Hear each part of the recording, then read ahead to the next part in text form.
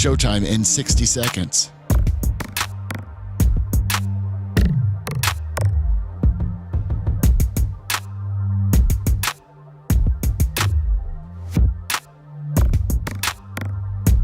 "45 seconds.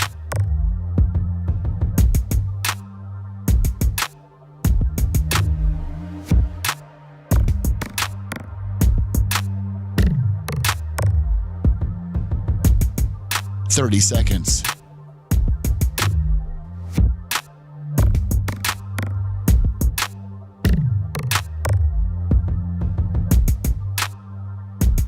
The show will start in 15 seconds, and this is your last audible warning.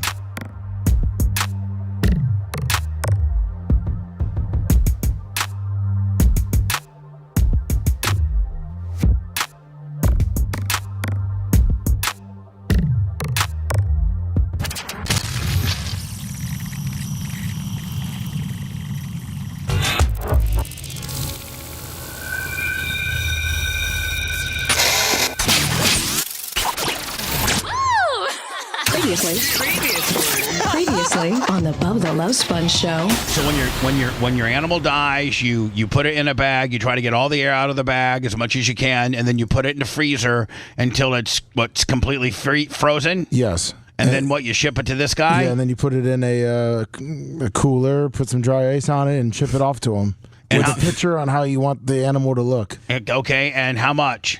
You got to call it. Their pricing isn't listed on It's there. market price. Felix said you can screw wheels in the feet and walk it. You're listening to the Bubba the Love Sponge show. Broadcast rights for the Bubba the Love Sponge show have been granted to this station by the Bubba Radio Network and is intended solely for the enjoyment of our listening audience. Any rebroadcast, retransmission, or other use of this production without the express written consent of the Bubba Radio Network is prohibited. The Bubba the Love Sponge show, Friday, June 13th, 2025. How you doing? I ain't doing good. Well, and I wish I'd have heard the Lummy thing with the dog, because that was kind of sad at the beginning, but then got funny at the end, and that would have been good to hear. But, you know, maybe put you in a better mood because you came in here. By the way, hold on. My name is Bubba the Love Sponge, and we host a show based out of Tampa, Florida, a morning show. That kind of teeters between politics, man talk, sports. Just it's 3, 4, 5 guys gathered around talking some crap. Lummy, my executive producer, Gene Lasker, my Friday guest, who is an outlaw biker. Seth Kushner, a longtime radio host and content provider, podcasting, sports card memorabilia trader, and then Macho Man, our engineer, who is not on camera, but I swear to God, he looks like a 35-year-old Randy Macho Man Savage. Like Gene, does he not? He looks just like him. You'd be like, oh my God, that Macho Man. Age. Somebody cloned Macho Man at 30. So Lasker. What is wrong? You came in here just absolutely bitching. Well, I was telling Seth, when he takes over the show down the road, because I heard you saying that, that kind of bummed me out because I feel like now we're getting old and life's coming to an end. And I think you're older than I am. And I figure, if the Bubba the Love Sponge show goes away, you get off the air, now we're really doomed. Well, I'm not thinking about getting on. I'm not full time. Just taking. Yeah, but you know what happens? You take a little time and you grab a little bit of life and you say, this is a lot more funner. Just and then you don't come back, and then we're more fun. Or having sex with Merch Crick, at 10 in the morning when I wake up is more fun than waking up at 3:40, eating and getting here at 4:45. And you don't have to think all night on what you're going to be doing the next day. Well, I never do that. Michael Rucker, anyway. $50. So anyway, I'm listening to the show the other day, and and Tuttle got himself in a bind. He got himself bound up. For those not familiar with the show, Tuttle is a guy that is kind of a nerd, and he's on the show on Wednesdays, and he got into a full-blown pissing match with Alex Stein to the point where we've drawn definitive lines in the sand as to who stays and who goes. And so Lasker, I think you've always been a little bit leery of Tuttle. He's left the show too many times, dogging us, going to other people and talking about us. Burning bridges. Right, and not being a team player. He's not a team player. He's never been a team player. He's all for himself, the best he can do it, and then he gives out some crumbs to your team when he has to. Right. Okay? So him making a comment the other day going, Bubba, I'm the only guy here that brings content Gene, I got to the tell show. you really listen to the show. I listen to the show every day. Every day. I take my phone, I put it on Facebook, I put it in my top pocket, and I listen to the show. Now, does it always if you listen to the show through if you watch or listen to the show through Facebook, does it will it stay up the entire time like when you're okay, cool. So it won't stop. No. Fantastic. Goes right through. So you're listening. So I'm listening, and he's getting dogged down, and you're beating on him a little bit. And no, I'm not. I stuck up for him.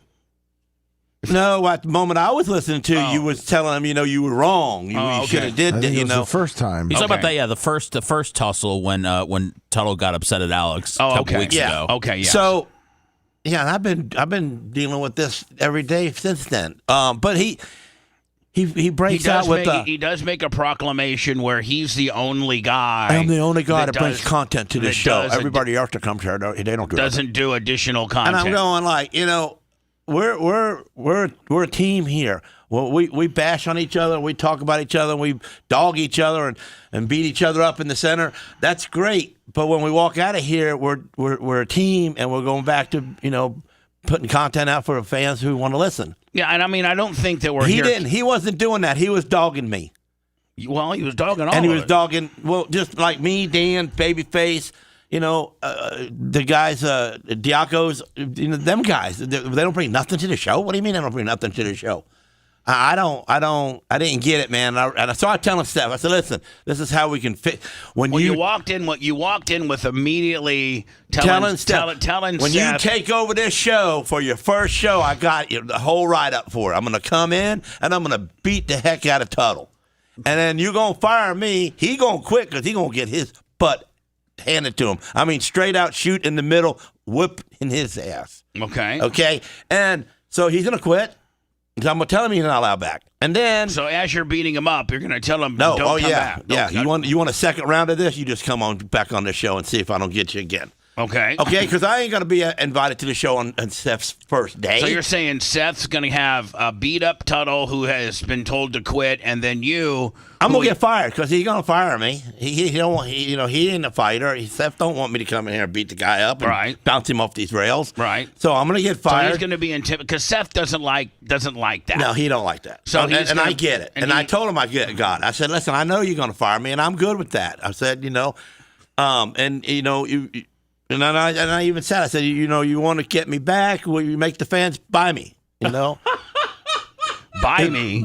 That's right. If you're going to be the leader here. So if the fans say they want me back, tell them to pay.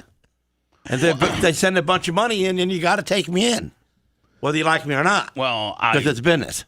So now you're trying to shake the fans down too. No, I'm not shaking the fans down. I'm going to show them that the fans want me back, so he has to get me back. Well, I think the fans would want you back. Right, a couple bucks of each, for 500,000 people, man, we got it going. A couple bucks, $2-3 for Gene Lasker comeback fund. Next thing you know, we got $100,000 and we're on. We're good. Right? Yeah, we're good. We got all the bills paid. I'm not worried about Seth can put up with me being here. Then I mean, like literally, payroll came down to I literally on Tuesday was somewhat grifting and begging. Payroll hits tonight at midnight. I need some money. PayPal, Venmo, Cash App at the Bubba Army or BubbaArmyTips.com. So, it got down to the wire, but if we got everybody giving us a couple bucks to bring Gene Lasker back. Yeah, so that was just what about those Tuttle fans? What about the fans that he has? Well, you try to buy him back then, too. Well, if you can beat me, then he can come back and I won't. But that won't happen. Well, Gene just got a way to turn this place into a cash cow once you're gone, Are you Bubba. saying that you just see who makes the most? That's a team player. Seth, no doubt. Yeah, no, I've been fired, and didn't. And I don't need to come back. I'm not coming back. But then the rest of the guys, Well, here's the deal. You ought to come back, By man. the way, hold on. Gloria Zach, the glow bug, Lummy, she's always first out of the hole with her $25 for Gene Lasker. Thank you. The best wedding. If you're looking, I don't know necessarily what her website is, Lummy. I need to find out, because if you're in this Tampa Bay area and you're planning, you need a wedding planner. She is absolutely the best wedding planner. She's hooked up with Coastal Tents, and she uses their tents, but she absolutely, that's what she does for a living. I need to find out how people can get a hold of her and start promoting her, because she's such a great friend of the show. And her mom, Sue, is my mom, Janie Cakes' best friend. Like, they're best friends. T-shirt will $10. Aren't they shuffleboard partners? Yes. Her Glowbug's mom, Sue, and my mom, Janie Cakes, are shuffleboard partners at their retirement community. You ever go play with them? No, I can't. I'm not allowed to play, Gene, but I do go watch. Why, is it an age thing? Yeah. Well, I mean, it's. They should have the old people bring their kids to school. Shadow Panda, $10. Thank you, Shadow Panda. So I have gone and watched, and it makes Sue nervous, but my mom. You got to go there with big Janie Cake heads. Oh, the big head deals. Yeah, well, and a Sue head. Yeah, and a Sue head. Yeah, you didn't pop them up and down. And like come rolling up on a couple motorcycles, something like that. Is it Does Truly Yours sound familiar? Maybe Glowbug. If you Truly have Yours event planning.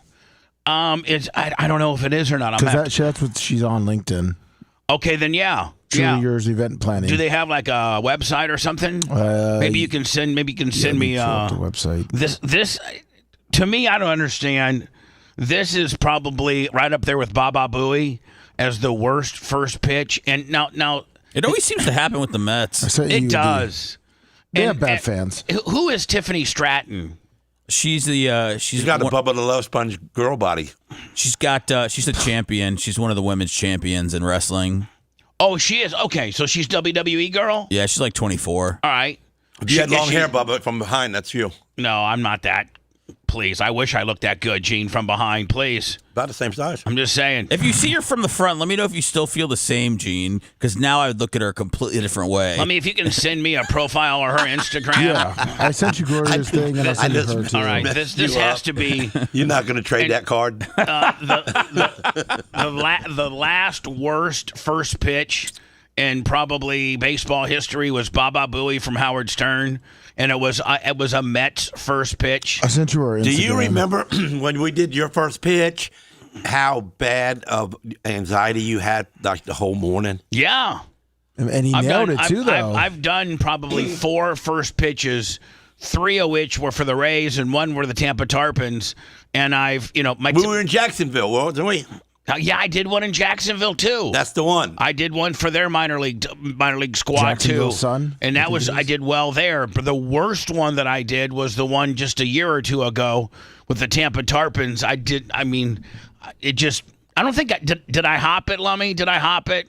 Did I hop? Yeah, but it was your Lummy, fault. stop blowing smoke up my ass and just tell me that it was horrible. The mound was slippery, so. Whoa, girl, where are you going? She's throwing it to the first row. She's pissed off at that camera guy. I think she's trying to throw it at this guy right here. Yeah, well, that camera guy right there did something wrong to her earlier. Because he almost got hit in the head. Oh, she even makes a proclamation prior. Yeah, she yelled, "It's Tiffy time." Oh, that's her thing. Wow. Yeah, that's not good. Makes me look Is like. Is she not a pitcher? Makes me. No, she's a wrestler. She's a wrestler, Lummy. She's a catcher. Oh, that's why she looked like you. All right, Lummy. So, you sent me 2 different things. Yes. All right. One is Glowbug's business. Yes. Is this it? That's it. Truly Yours. You can go to trulyourseventplanning.net. Is that 2 girls? No, I don't think. I think that's a guy. I think it's a man and a woman. Michael Jackson? Maybe. Kind of looks like Michael Jackson. So Truly Yours event planning. That's my girl Glowbug's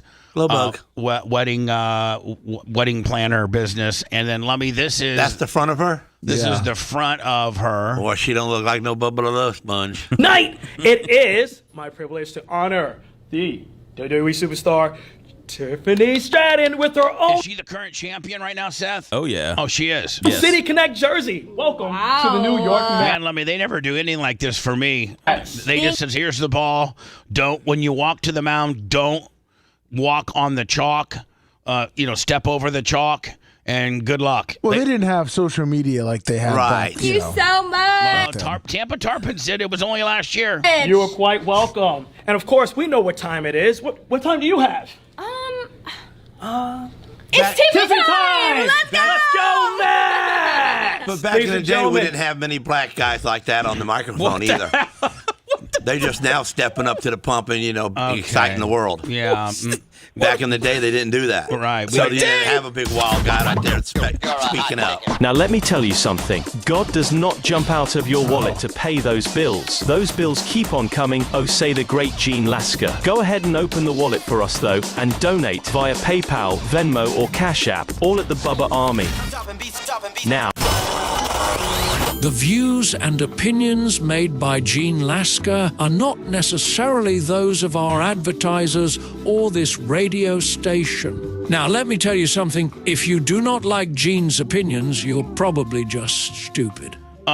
This has been reported a lot. And, I got a call. So I got somebody on. Oh, that's what's his name. Is it Charlie? Yep. All right, see you later, Charlie. No, man, Charlie has got to feel so jobbed out.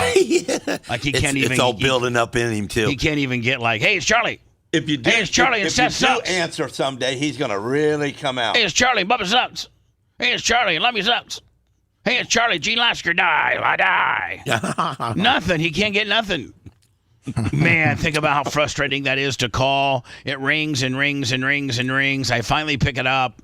And then Lemmy goes, no. And then I go, see you later, Charlie. And you get absolutely nothing on the air. But we all laugh about that. And then we make fun of you.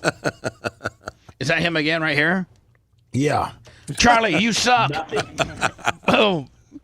So, he doesn't know when I'm going to pick up, so I can completely just screw with him. He still might get wood over hearing his name called. That's true. We need to call him kind of a disrespectful name. Psycho Chuck. Psycho Chuck. Yeah, something way more hotter than that. Like way more disrespectful. Like Chomo Charlie. How about that? Chomo Charlie. When the heck did you get that out of your head? Well, I'm trying to think of the worst thing. The worst thing that somebody could call you would be a kid toucher. Yeah. Right? Yeah. Like that's the worst. Yeah, especially if you're not a kid toucher. So if somebody calls you a kid toucher, that's the worst thing you can be called. So if I just say, if his new name, Lummy, is Chomo Charlie,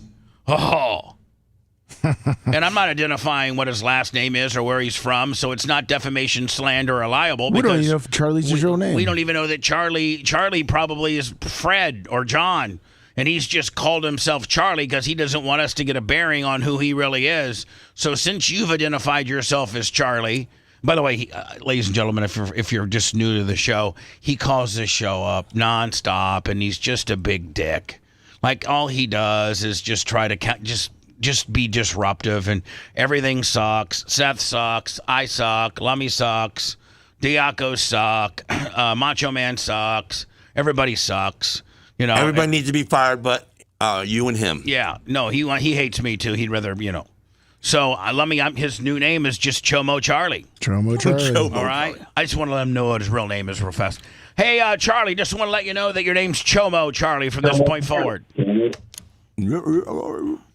Vince McMahon could reportedly team up with Saudi Arabia to buy back the WWE. Now, I have seen reports where Saudi Arabia is really, really trying to buy up a bunch. Let's not forget that the very sacred PGA, Professional Golfers Association, one of the most prestigious sanctioning bodies we have here in America, that nobody thought anybody would ever compete with just because it was so, upper crust and blue blood and sponsored by Rolex. And, it's nobody would, like nobody, like the NFL. The NFL is probably even more prestigious than the PGA. And people have tried to compete against the NFL, and you just can't. You just can't. They got it dialed in so well. Their product is so good. They got unbelievable distribution. They have very limited expansion. When you own a team, you're an instant billionaire. If you want to own a team, you better come up with what did the Seth? What did the Commanders sell for? Like $6 billion? I think 6.1 billion. Yeah, so like if you want to get into the good old boy club, you better come up with $6 billion. So I don't know that might be the only protected franchise there is, as far as the only protected sport that might not get influenced or bought out by a Saudi Arabia investment, hedge fund and or Saudi Arabians. So supposedly Vince has got and so going back to the PGA, they started Live. Yes, they did, and they went to I think Tiger was offered $1 billion. Yeah, he turned it down. I think Tiger Woods was offered $1 billion just to compete on the Live, tournament, their schedule, and he turned it down. Now, which one? A couple of the big PGA guys took the money, didn't Hefty they? left. Phil Mickelson was one of them. Wasn't Greg Norman kind of like a recruiter for that? Yeah, I think he's like a high level manager that tries to recruit talent, and I think they're paying him, Seth. I think I saw where he was making over $100 million just to be, Oh yeah, Saudi money's good money, man. So have you heard so Vince? Now let's not forget that Vince got bought out and kicked out of the WWE. There was and I think there's this still ongoing civil suit about him and Johnny Laurinaitis and Brock Lesnar and a couple other guys sex trafficking a couple chicks, and that was the beginning of his demise. And I think that they and Seth, you know far more about this than I do, so please fill in where I mess up. But I think the board of the WWE, when Vince owned, the majority shares or was the chairman of the board and ran the show and was in charge of, talent relations and was it create? I think the actual job that like Triple H and that Vince had was like talent. Creative control. Something to do with, you call the shots on what the talent's doing. Who's fighting who's winning, who's the champion, how they're going over, all that. And Vince still remained that. And then here came this really big, really salacious civil. He blasted this one particular person, and then wasn't it Seth? Like he hired her like $10 million for him to settle that suit. It was something huge, and then the settlement of that suit caused the board to start looking into it. And at that point, I think they first let him go, then somehow he got back. And then the people that own UFC, what's it called? TKO? TKO. Is it TKO? Yeah. TKO, that corporate company, which one of their holdings is UFC, they bought the WWE. And one of the first, and by the way, part of TKO management is The Rock. The Rock conveniently got his ass up in there. I think he's a major player in TKO. I think Dana White might be one of the most major players of TKO. And TKO corporately decided as they bought the WWE to get rid of Vince. and Vince will never be back while TKO owns it. And it's been reported that Vince has so much heat that him and Stephanie... And, Stephanie's married to Triple H, Paul Levesque. That's his daughter. Yes, that's his daughter. And she's married to Triple H, real name Paul Levesque. And he now is kind of, Seth, isn't he kind of now the new Vince McMahon with regards to the talent creation and where talent goes? Absolutely. Right. So Paul Levesque has now taken Vince's job. Vince is full hot on the deal. And so I guess he's tried to round up some Saudi Arabia money to buy back the WWE, and so that he can get, be back in charge. I think that would be the worst thing for the WWE. There would be a mass exodus of major talent, and, I just don't think it's ever going to happen. I just don't think it's ever going to happen. I think Vince is done. And why? And listen, isn't he worth nearly $1 billion? I think he said he has $3.2 billion in assets. So and he's what, 79, nearly 8, so nearly 80. So Gene, if you're 79, nearly 80 years old, you got $3.2 billion. You can fly. You got your own private jet. You can go. You can literally do you can wake up in the morning and literally do. I damn sure ain't working anymore. Anything, and you're damn sure. I'm paying off that traffic debt and doing it again. Don't want to buy your old business back. No. Just to get back in the game because you're so narcissistic that you got to be on TV or you got to have this power or something like that. What happens to guys like that, and guys like you that are in the limelight your whole life, and then you're not? What happens? Well, you can't live. You go nutty. Well, Gene, I think I've rebounded. I'm more seen and more. Yeah, but but when you leave it. Oh, when you leave it? Yeah. When it leaves you. When it leaves you. I don't know. I'm not looking forward to either. when I leave, I want to leave on my terms, and I want to slowly, wean it down. Well, when you talked about it a few weeks ago, it was like you were fixing to do it soon. No, and then all of a sudden you said, "Well, a year from now, maybe 3, it's at least maybe 5." It's at least 3 years away. Because you thought about it for 5 minutes and freaked out. It's at least 3 years away from me going to a limited schedule. Consider it like a pitcher load management. As I get older, I don't have as many good shows as a host left in me. And if I only have to do 3 really good, I'll do 3 shows a week will be better than me having to, stretch out 5. But let's not talk about me. This isn't anything that's going to happen anytime soon. I got a lot of exciting things that are happening as we speak. And I want to be on the air 5 days a week to revel in some of this cool stuff that's coming up. I got some cool stuff coming up, and I'm not going to sit here and tell you about it. I know about it, haha. Well, you know about some of it, but you don't know about there's a couple cool things that are happening right now as we speak. Good. So Vince could.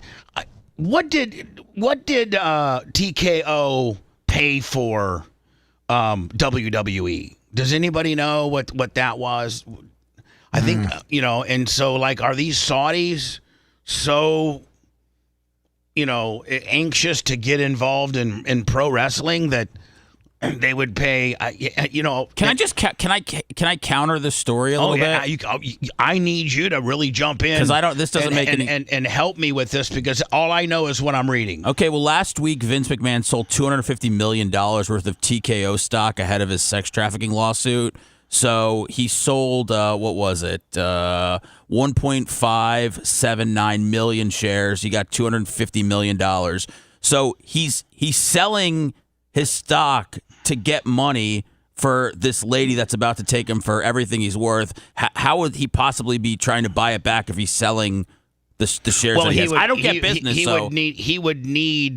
couldn't really put the money up. He would need the Saudi Arabian money, and then he would, assure them that he is an expert at this business, and their money would be good. Their money is good, and it's a sound investment because he can run the company, but it's not going to be his money. It's going to be their money. Yeah, it would come from the PIF, which is the Public Investment Fund of Saudi Arabia. What did he do so wrong that he's got to pay that many millions of dollars to some broad that's still alive? He pooped on her head. He pooped. That was one of them. Well, I mean, one of the things is he pooped on her head, and then he passed her around to a couple different wrestlers. And Vince McMahon needs to die. Yeah, it's pretty bad. It's really bad. There's Now no hold on. sense in And him. here's the thing, Gene. He not only did that to this particular girl, but Was she passed out? No, but not only has he done this, but he's got 2 or 3 or 4 of these on his tab that he was able to pay like, $1 million, $2 million, $3 million to go away. This happens to be the one that's the really big bucks because it involved more people and it was more egregious as far as like pooping on the head and things like that. But this isn't his first situation.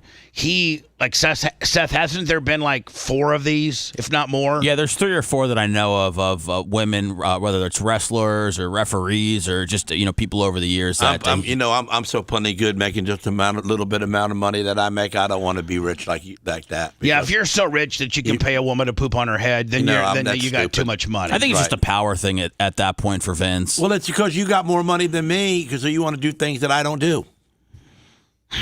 I don't even think there comes a price with the fact that I would let somebody poop on my head. I think one of the big problems was before this trafficking thing happened, I believe he used WWE money to pay somebody out from. That's how the board got involved and how he got ousted, because he actually used some WWE money to pay off a few of the lower ones, not the big one, but the lower ones. Yeah, the Rita Charrington, I think it was. Yeah, like $10 million. So he's done this quite a bit, and they're fed up with him. Dude, like, why would I don't know what the Saudis, they go, hey, we see an 80-year-old guy who is in the middle of a sex trafficking law. I mean, I'm sure they don't really care. They rock their own women, man. Yeah. They don't care about women. I guess there's no, but you go, how much longer is this guy going to be around to take this company? They probably think he's a hero. You poop on women heads. I like you.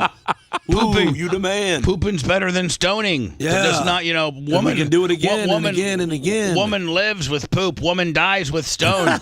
Yeah. And the Saudis have so much money. Why don't we have the Saudis invest into our country? They have been. Okay, all right. Yeah. I did see. So as I clear this out, I don't think there's a chance in hell that this happens. I think TKO made a sound investment. The one thing about TKO, and one of the reasons why they bought the WWE, is because their business model and the equipment that they need and the rigging that they need and the production that they need for all of their UFC events aligns perfectly with what the WWE needs. They need all the trussing and they need all the the things to put on a live combative event in 20,000 plus seat arenas is exactly what TKO does. And so they don't, what they bought WWE because a lot of it aligns, with what they do. And I don't think anybody could ever emulate WWE. They got such a great name and such a great product. The only company that could probably produce something that's comparable to them would be TKO. So why not fold WWE into your holdings, regardless of what you pay? I heard they paid like what, $4 billion for it or something like that. Let me see what. Here, I'll ask Alexa. Hello. Good morning, Alexa. Good morning. Hello. You got to wake her up. Alexa. Hello. Hello. I've got a super friend here with me with a pretty cool announcement. Superman here with exciting news. Oh, Jesus. Alexa and I have teamed up on something special for you. That's right. We've joined forces. Alexa, shut up.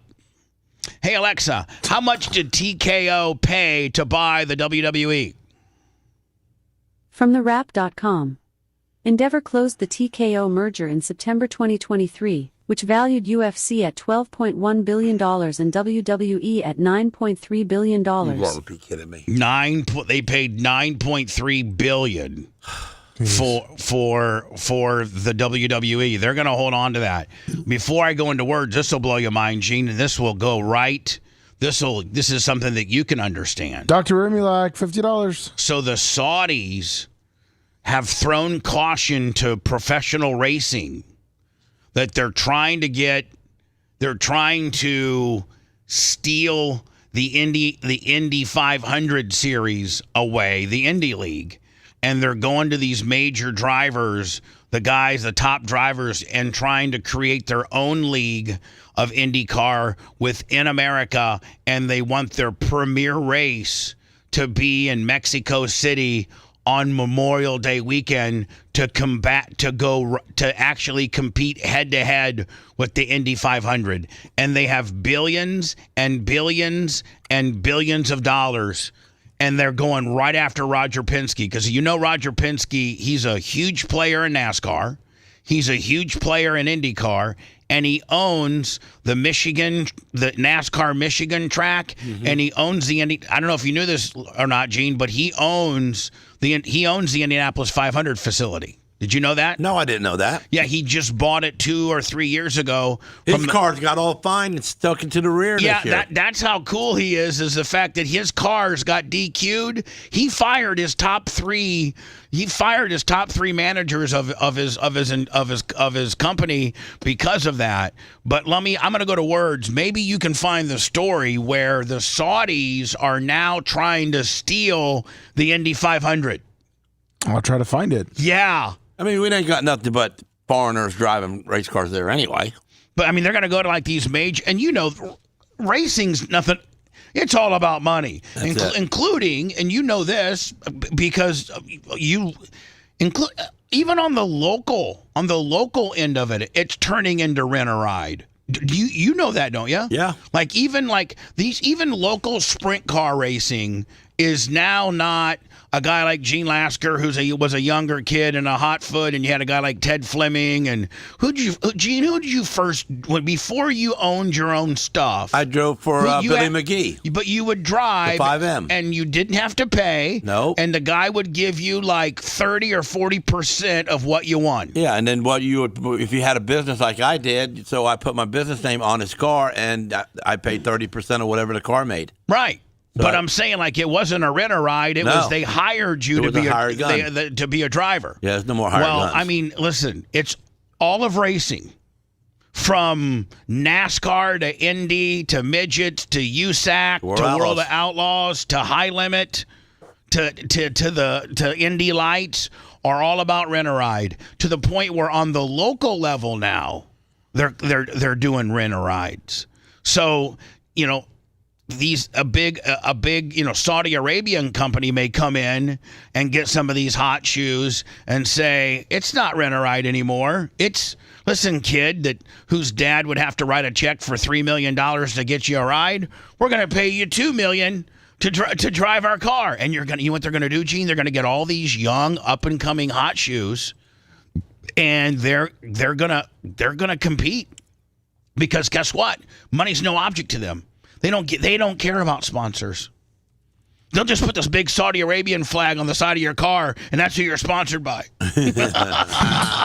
Let me see if you can find me the story, okay? Yes. It's out there. I know it's out there. Want to listen to the show on demand and on the go? Enlist today at BubbaArmyHQ.com. Sign up and start listening. The Bubba the Love Sponge Show will be back after this.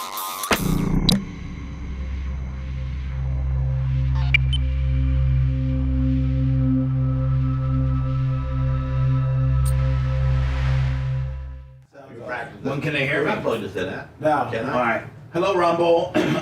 For all you new people out there, we're the Bubba the Love Sponge Show. We're based out of Tampa. We're a morning show that's heard also on terrestrial radio. 4 different affiliates. But we have to take terrestrial commercial breaks. So while our terrestrial stations are playing commercials right now, like their local Chevy dealer, Ford dealer, whatever, we have this 5-minute and 20-second time to potentially interact with you. Snook, how are you? Like new people.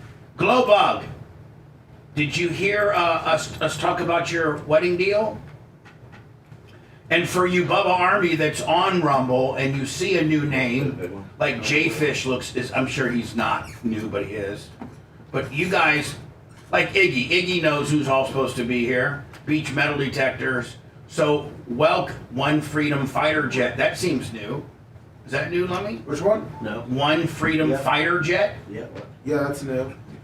So welcome the new people, if you could, please.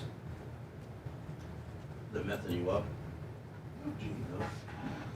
Welcome, God. Teamwork. Welcome them today, ban them tomorrow.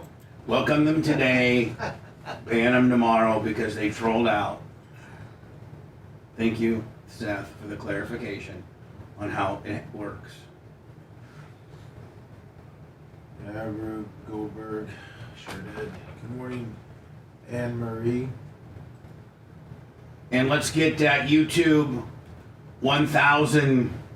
Let's show Gene Lasker just how fucking pimp he is, and get that 1,000. You know, let me by 8:30. Yeah, let's do it. Instead of waiting till the last. I mean, we've actually gone had some pretty close calls.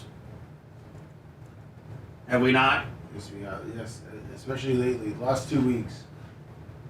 Let's not have close calls, please. Thank you. No close calls. Hey, can Lummy and I reenact when Senator Padilla gets thrown to the ground? I'll be the senator, and he can be the 3 cops. Yeah. Secret Service? Yeah, just throw me around, Lummy. Okay. Hey, how about the dude that tackled the dude from behind? Yeah, we got that. Spiked him in the ground. It's one of our best performing videos on Facebook. Oh, that was just that's a Gene Lasker move right there. What, the spear? Yeah. When you got a free shot like that, you got to take it. Gene, do you want to reenact that if I get Gio shows up today? I've been trying to reenact that. I went downtown 3 times this week. You could reenact that. We man. need Gene I to went go. downtown 3 times. We need Gene to go and be MAGA, pro MAGA against these protesters downtown. Ghost of A couple of my friends went to Chicago. Thank you, One of them got a broke ankle. Thank you, Ghost. What? Yeah, he broke his ankle. What happened? A couple of my friends went up to Chicago I did that already, Macho. to beat up on the protesters, and he broke his ankle. And in the street? Yeah, fighting. What the fuck? What The protesters were swinging the Mexican flag across people's heads, while they were standing on top of the car. Jesus. And my boy jumped up over the car, and when he got him, he slipped on the glass, I guess, and when he hit the ground, Did he have his outlaw jacket on? No. Okay, thank God, because he looked like a real pussy. Yeah, we're not allowed to do that. And we don't want to do that look. But he smashed the guy bad, but his ankle got took out. They went to Chicago just to fucking up the protesters? Yeah. Man, that's wild. Yeah. I wanted to go so bad, man, but I got a kid. Well, they're going to be in Seattle. They're making a lot of tour stops. Gene, you don't need to be going to jail. I'm going to tell you something. 15 years ago, I'd be going. I know, but I think Sarah... No, I'm not going to jail. I know better than that nowadays. Let's go to the military parade tomorrow and fuck up some protesters. Would you say, Gene, that you've had to calm down just because Sarah's calmed you down a little bit? Well, she's calmed me down a whole lot, but now I got a mission in life to take care of my family. Right. But when I didn't have a family, bro, I'd have been traveling. Going from town Well, to because town. being in jail doesn't scare you because you've been in 16 times. Has ICE announced their tour stops? Are they online, or they just kind of only announce a handful at a time? They're selling tickets through Ticketmaster. Because we got to get Gene to one of these, to a town near us. An ICE tour stop. I want to see him and Tom Homan.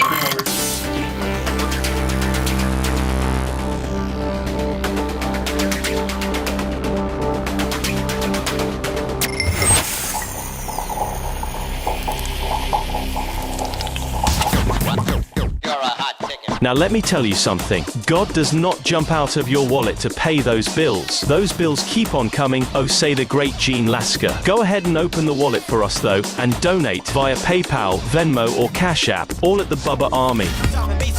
Now back to the show. 813-90-BUBBA. If you like to call the phone, if you like to call the studio lines, you got something to say. Maybe new callers or new listeners only. That would be kind of cool.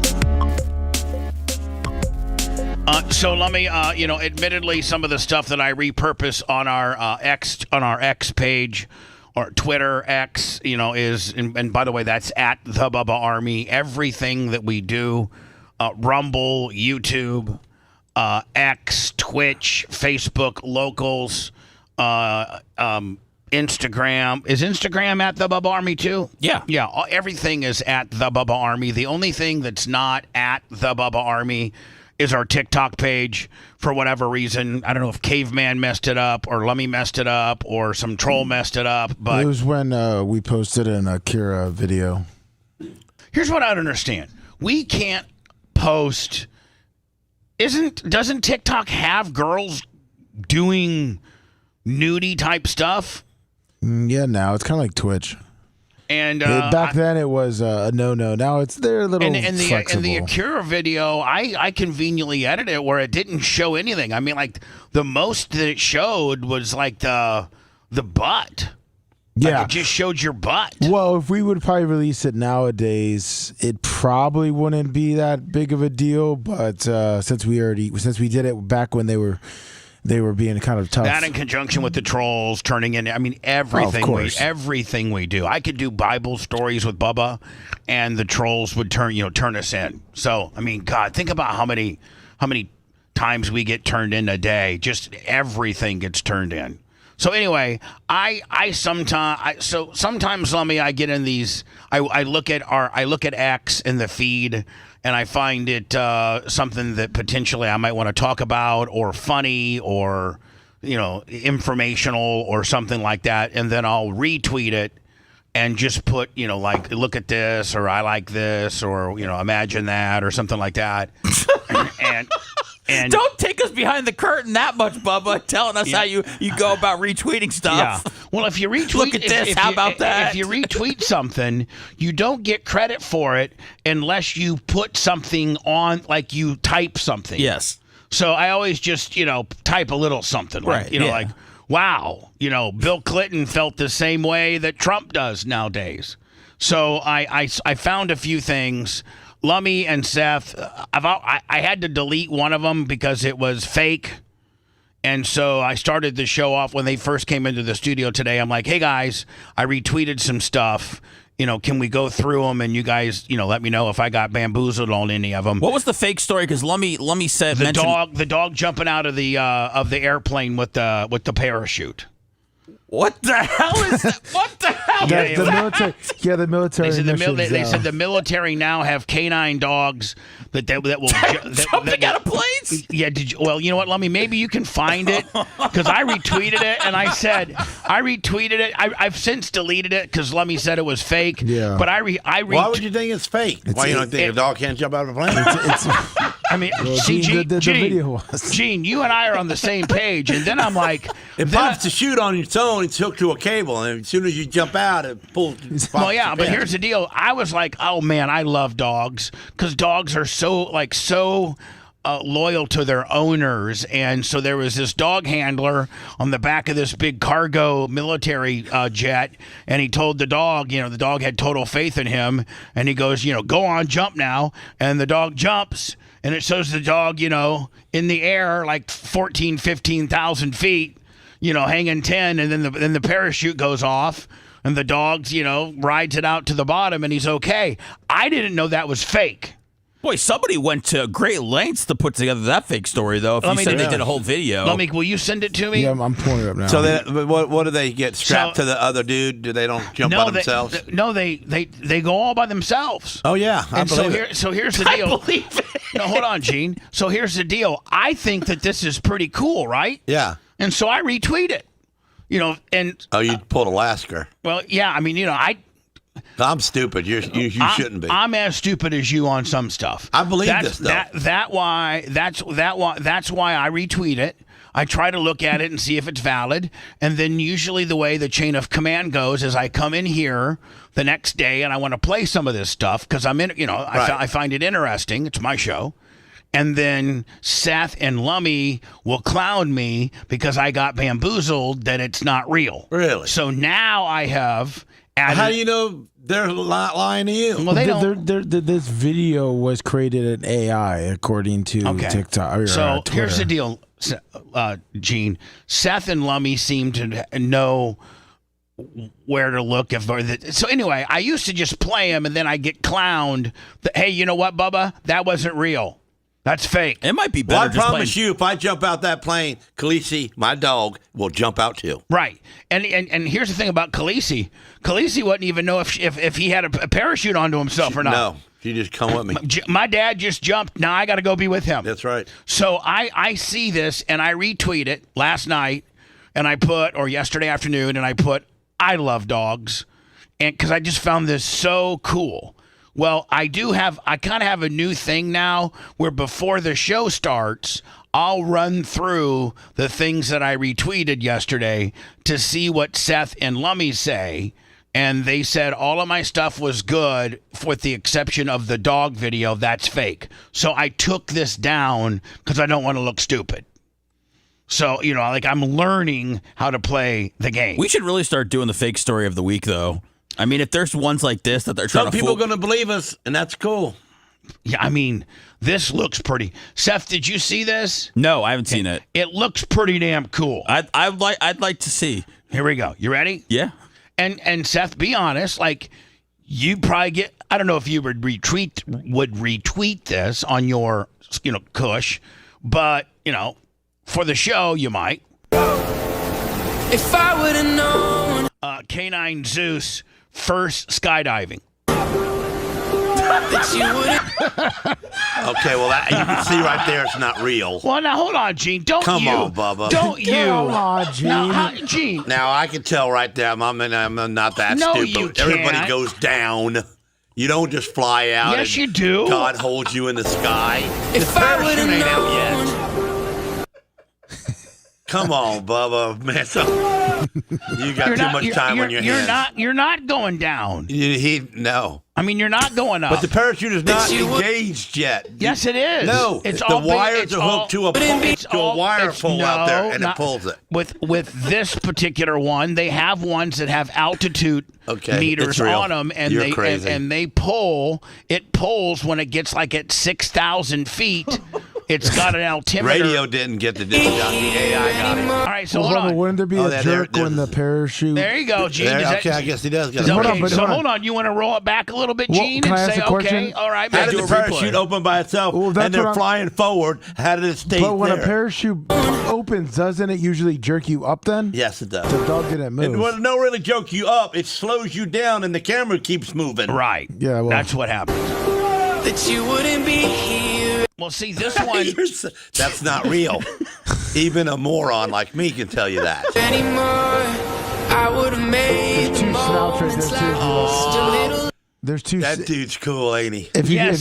Now you start thinking, oh, this is so cute. Well, the dog has two heads right there. If you. But I didn't realize. I didn't see the camera when he jumped off. How did the camera where's get her there? two heads? If you rewind it, it shows double of the snout, like 9 seconds. It shows. here anymore. You'll see when it looks down. Right there. Right there.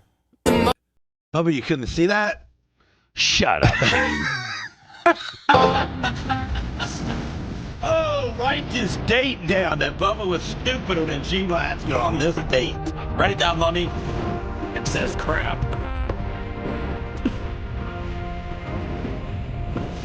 That's right. Ghost of Profiles Past. He says, you know what? I thought it was real, too. Don't everybody try to act better than me and act like you didn't think it was real, too. No, a lot of people are saying they could see where you were coming from. Yeah, this isn't so very obvious. How many people have you seen jump out of that hole? That I got bamboozled. They don't stay level with the plane. And that I'm just so stupid that this was clearly fake. No, this is very believable.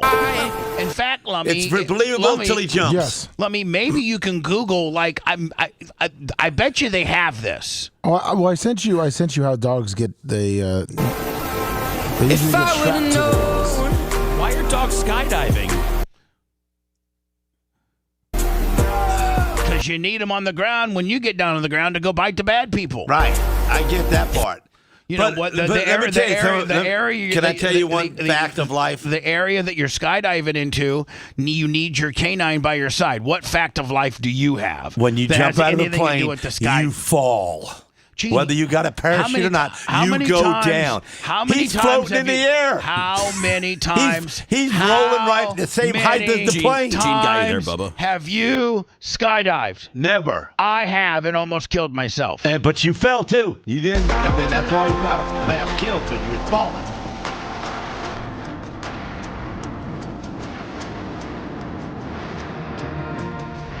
You said the dog got two heads here, Lummy? Yeah. You didn't see it for a moment.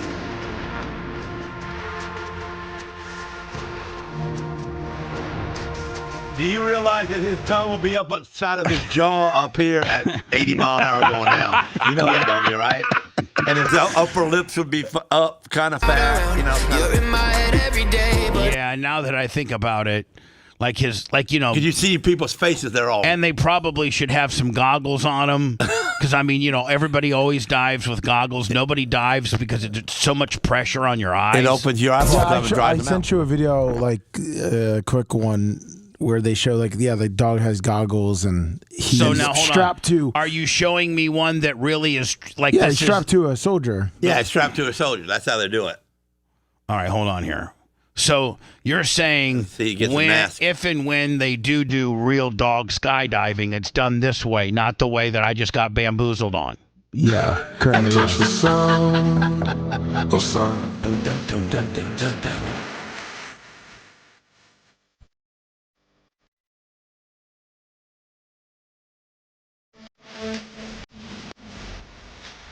Watch him go down. Woo!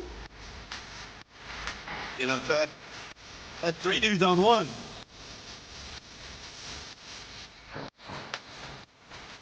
Does that make you just love dogs? Yeah, makes you so love being American.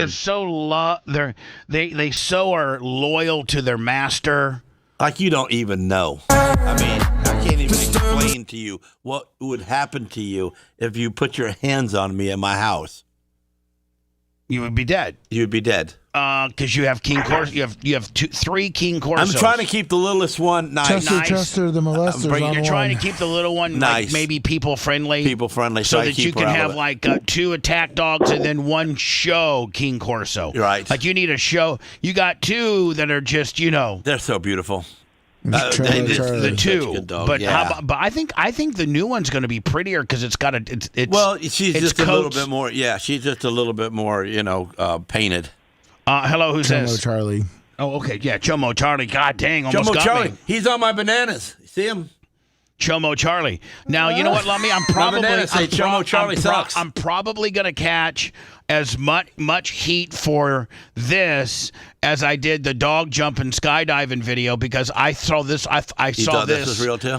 No, this is real. Oh, this is a spoof on P. Diddy, as if P. Diddy had his own like reality or family show. And I thought like an early 90s sitcom. Yeah, like an early 90s. Yeah, Family Matters. Like Family Matters, Prince of Bel-Air, that kind of deal. If P. Diddy had that type of show, this would be the trailer for it. I thought it was funny. You guys are going to probably think it's stupid and corny because God forbid that I think anything's funny or I think anything is relevant because I'm an idiot, I'm fat, I'm stupid, and everything else that encompasses me. Freak-offs matter. It's a rare condition this day and age to demand a freak-off with so much rage. The strangest addiction that you'll ever find. Some people say that he's losing his mind. 3 pro basketball player, 50 Cent baby mama. Well, then there must be some magic juice. Kid Cudi with the car burning in the background. Inside the corner store.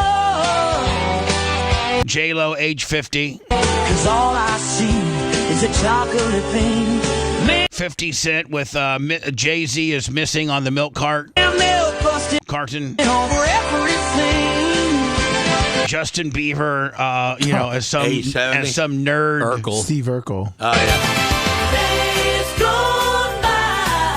It's the biggest The Punisher. break of the tangerine. Kanye West is the executive producer. G-Unit. So, man, AI is going to take us all to hell. It really is. You can tell it was AI from the beginning, just looking at the building because the windows was offset. I'm not saying I'm not trying to say that it wasn't AI. Gene's an AI. I thought it was Gene of all people. I'm going to start watching better. I can tell you that right now. I'm not going to speak until that thing speaks to me. I saw this. And Cuomo Which Cuomo is this? Is this Anthony? No, no, it's his brother. That's Chris. Chris Cuomo. Andrew's running for mayor of New York, right? Right. Andrew Cuomo was formerly the governor of New York, correct? And got impeached, I think. Yeah, Anthony Cuomo, yeah. And then his brother Chris Cuomo had a long-time career on CNN, correct? Yeah. And I don't know what got him fired. Was it a sex deal or was I thought he was helping his brother? There was some kind of. Yeah, there was some kind of, he was helping his brother keep squashing some stories and embellishing others, but CNN felt that Chris Cuomo wasn't good for their network. So it was the sexual harassment scandal of Andrew Cuomo. Okay. So he's gone out to do his own thing. I think he's on News Nation now. And I don't think, when you're on Fox or you're on CNN or you're on ABC or CBS or Fox, you got to toe kind of their corporate line politically. CNN has they're more left. Fox is obviously extremely right. And CBS, NBC, ABC tends to probably skew left. And if you're a talking head for them or you got a show for them, I really think that you're told or you just know that you're supposed to toe their line. Your opinions and how you host a show. Most of it's written for you. I don't know how much you can really just kind of riff and do your own thing. There's not a lot of that left. Seems like Fox might have maybe some of the only of that type of stuff. Now, news. And so when you don't toe their corporate line as far as where they stand or align politically, sometimes you get thrown out, sometimes whatever. Well, Chris Cuomo had I think by all means would people say that his CNN show was pretty successful. It was one of the more high profile shows they had. Yes, it was. Yeah, and he's a good looking dude. He's pretty intellectual and he was a hero early on in COVID for broadcasting from his basement, right? Right. Separating himself from his family. Early on, he kind of was the first dude to do that. I think. Wasn't he, Seth? Because he didn't want to get it or he had it? Both. Yeah. I mean he was kind of like, he was the first guy to kind of quarantine himself live on the air. And then be a hero broadcasting from his basement. Well, then it found out, too, that he faked having COVID, too. So, And he wants to be the president? So, no. He's got... No, so, Jeannie got thrown off of CNN, and CNN super left, and he went and got picked up by News Nation. Now, News Nation tends to be... I would say they probably play it more down the middle than anybody, but they probably still have a corporate edict or what they probably still have a corporate strategy, probably leaning more right than left. But I saw this last night, and I thought, wow, nobody's, and I'm not necessarily co-signing with Chris Cuomo and that what he's saying is the gospel, but I think it's an interesting slant or interesting opinion on what we're going through right now. I think we would all agree that we're going through hell. Our country right now is more divided, more combative, more screwed up than I've ever seen it in a while. Probably, I think we're more messed up than when the Black Lives Matter, we're running through various cities in a couple years ago during the George Floyd situation that happened in Minneapolis. And so I think there's a lot more Mexicans. Cuomo, you're right. There's a lot more skin in this game, so to speak, with a lot more people. Yep. And so that's the way we're supposed to be looking at it, right? That's the way that all networks, regardless if they skew right or left, they want us to think that that's what this is all about. This is about, ICE, deportation of illegal immigrants.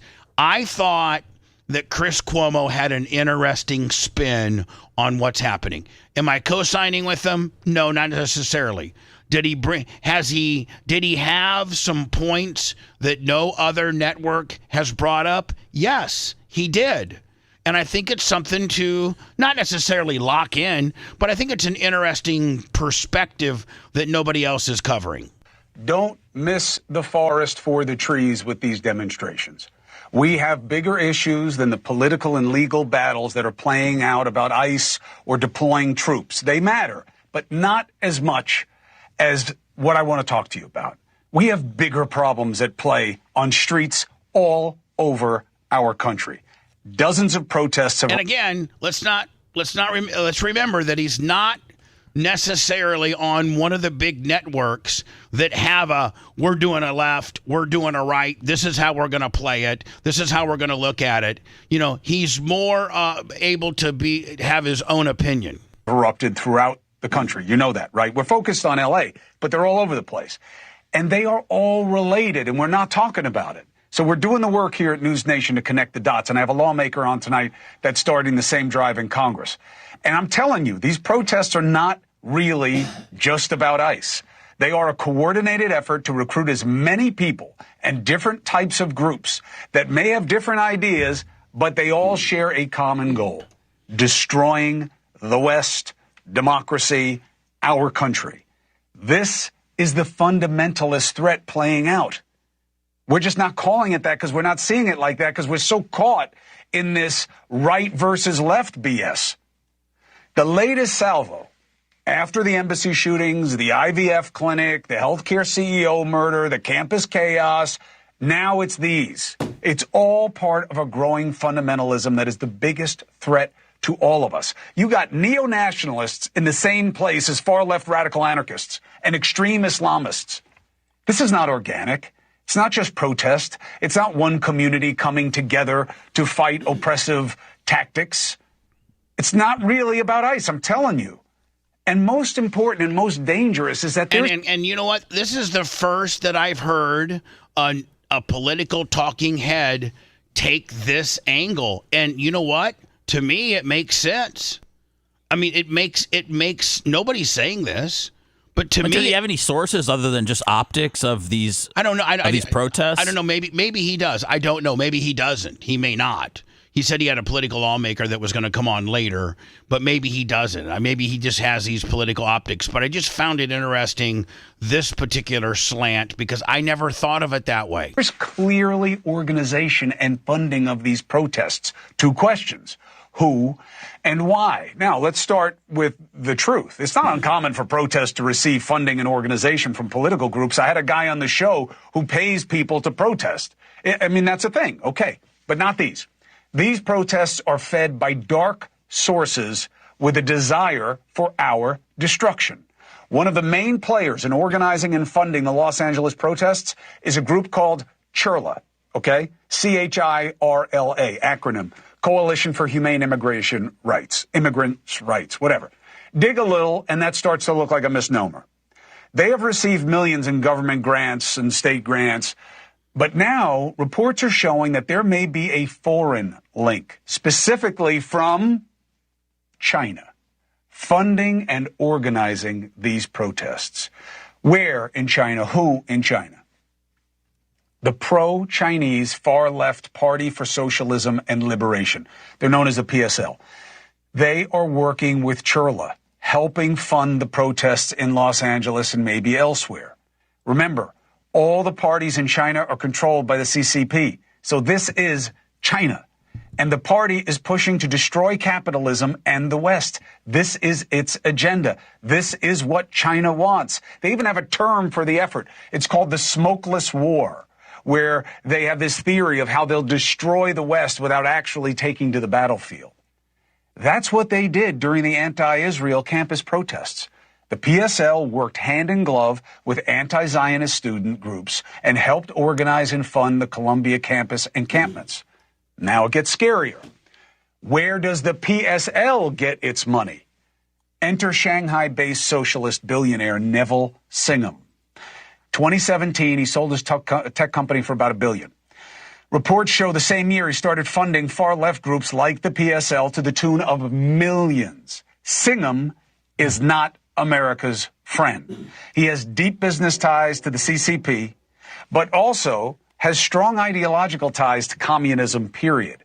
People who worked for him says he's an admirer of Mao, Che Guevara, Hugo Chavez, not friends of American culture. According to the New York Times, Singham has funded and developed a deep global empire of pro-China nonprofits in the media and grassroots political space, steering millions into these groups over the years, including the PSL. And guess who was associated with the PSL and other Singham-funded groups? Elias Rodriguez. Ring a bell? This scumbag, the 30-year-old Chicago man who murdered 2 Israeli staffers in cold blood last month to make a political point. Remember, he just waited to be taken in. That is fundamentalism. Now, is this Chinese sabotage part of the negotiations with China and the president and the administration? Probably not. And that is probably a mistake. You see, we are too focused on these fringe fights, fabricated division to drive podcast followings and media cycles, fringe agendas. We are missing the big picture. And you know why? Because it doesn't allow one side to have an advantage over the other. That's how stupid our politics has gotten. Look at how... I agree with that. Yeah. Our politics have gotten so stupid that they want to divide us, and they have. And, Cuomo is saying that it's China-based and China-supported and China-financed. What is happening here is the same as the echo of what we're seeing all over the world. Look at what happened in the Middle East today. So Trump is pushing on Iran, right? And the risk of violence in response to that is on the rise because that's what Iran does. The UK just issued a dire warning to its ships in the Persian Gulf that there could be a military escalation. What do you think that means they're hearing on the intelligence side? Then hours later, our State Department announced it's evacuating personnel from the Middle East. This is why I keep saying we need to stop fighting with each other when there is a growing threat to kill all of us. We've been here before. And somehow in our collective conscience, we get bored that if something happened, well, that's it. It happened and it can't happen again. There's no reason to deal with the lessons of the past. That is the definition of insanity. It can happen again. Terrorism is real. Fundamentalism is real and on the rise. Sarah says it all the time. I'm just saying. Like the Chinese all America. They got us so distracted with look at this left versus right, Democratic versus Republican shiny ball, where the Democrats hate the Republicans hate the Democrats. In fact, we had a Democratic senator try to disrupt the head of Homeland Security, Christine Noem, which somebody needs to tell her to stop wearing a baseball cap. It's not a good look.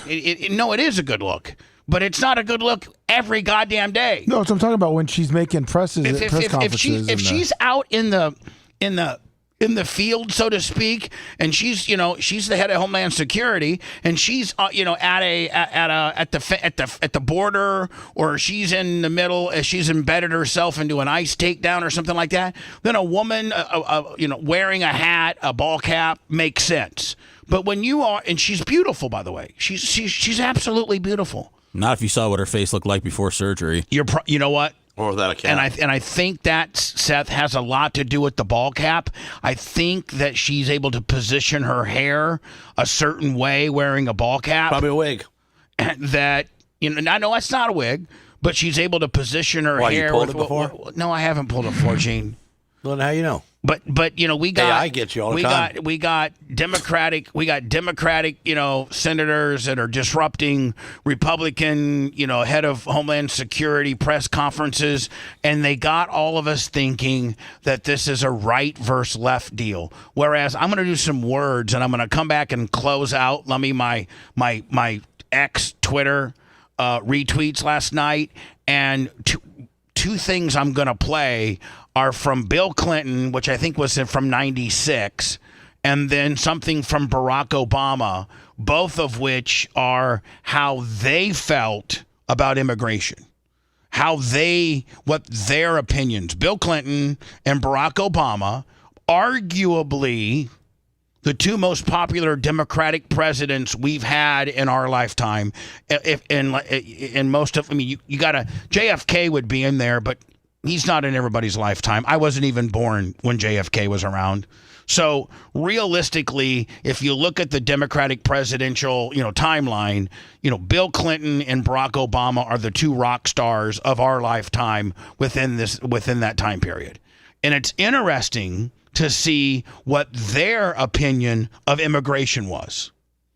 I think you'll be shocked to know that it's almost identical to what Trump's doing. I'll do that next. If you liked that segment, then you'll definitely like the new redesigned BubbaArmyHQ.com. We'll be back to the Bubba the Love Sponge show after this.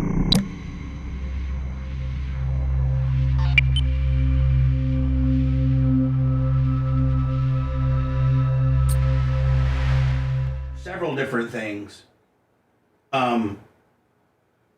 He fucked our country up so bad. All right, so that's the bill. And then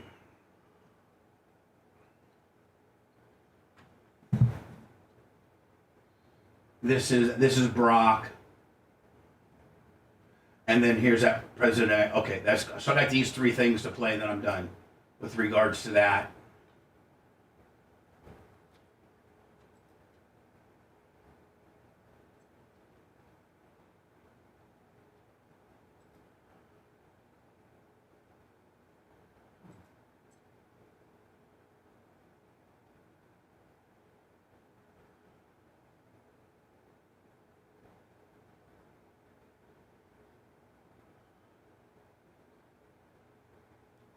That the hat wearer? Yeah.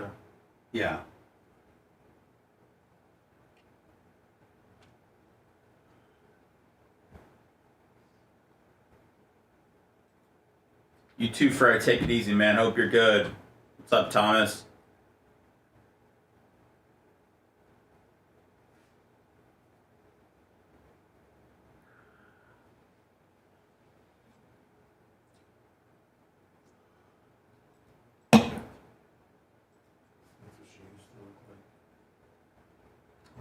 We're going to pull up chat for you. What is that? We're going to pull up chat for you. What, put it on that so I can read it? Yeah. America is a crack in the windshield. Am I getting any thumbs? Yeah, you can talk to him. You gotta talk to him, Gene. I will. You gotta be a friend. You gotta be a friend. Pulling it up right now. I'm pulling it up right now. I wasn't doing it earlier. Sorry. Is your marker running dry? Is your message on the banana is a little... It depends on how wet the banana is, you know what I'm saying? Could be a, healthy banana. What up, White Iced Tea? Dave, 305, M.I. Diddy man. Is he gray like that now? Or did they grade him up? Yeah. How about my AI little baby Lasker telling a story? Did we make one of them yet? Are we making one? No, we need to get on that, Gene. We're too busy retweeting dogs jumping out of. Yeah, you would. Our AR department is stretched thin. What's up, Happy Jasper?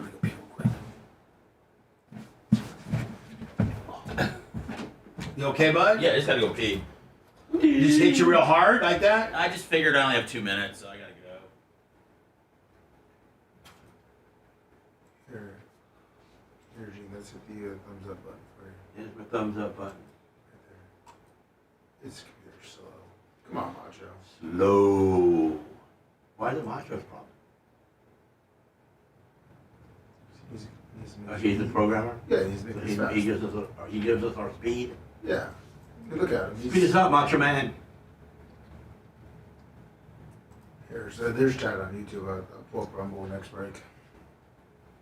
I hate it when you bring his name up, though. Who? Well, Cooper, because that song gets in my head. Macho, macho man, I wanna be a macho man.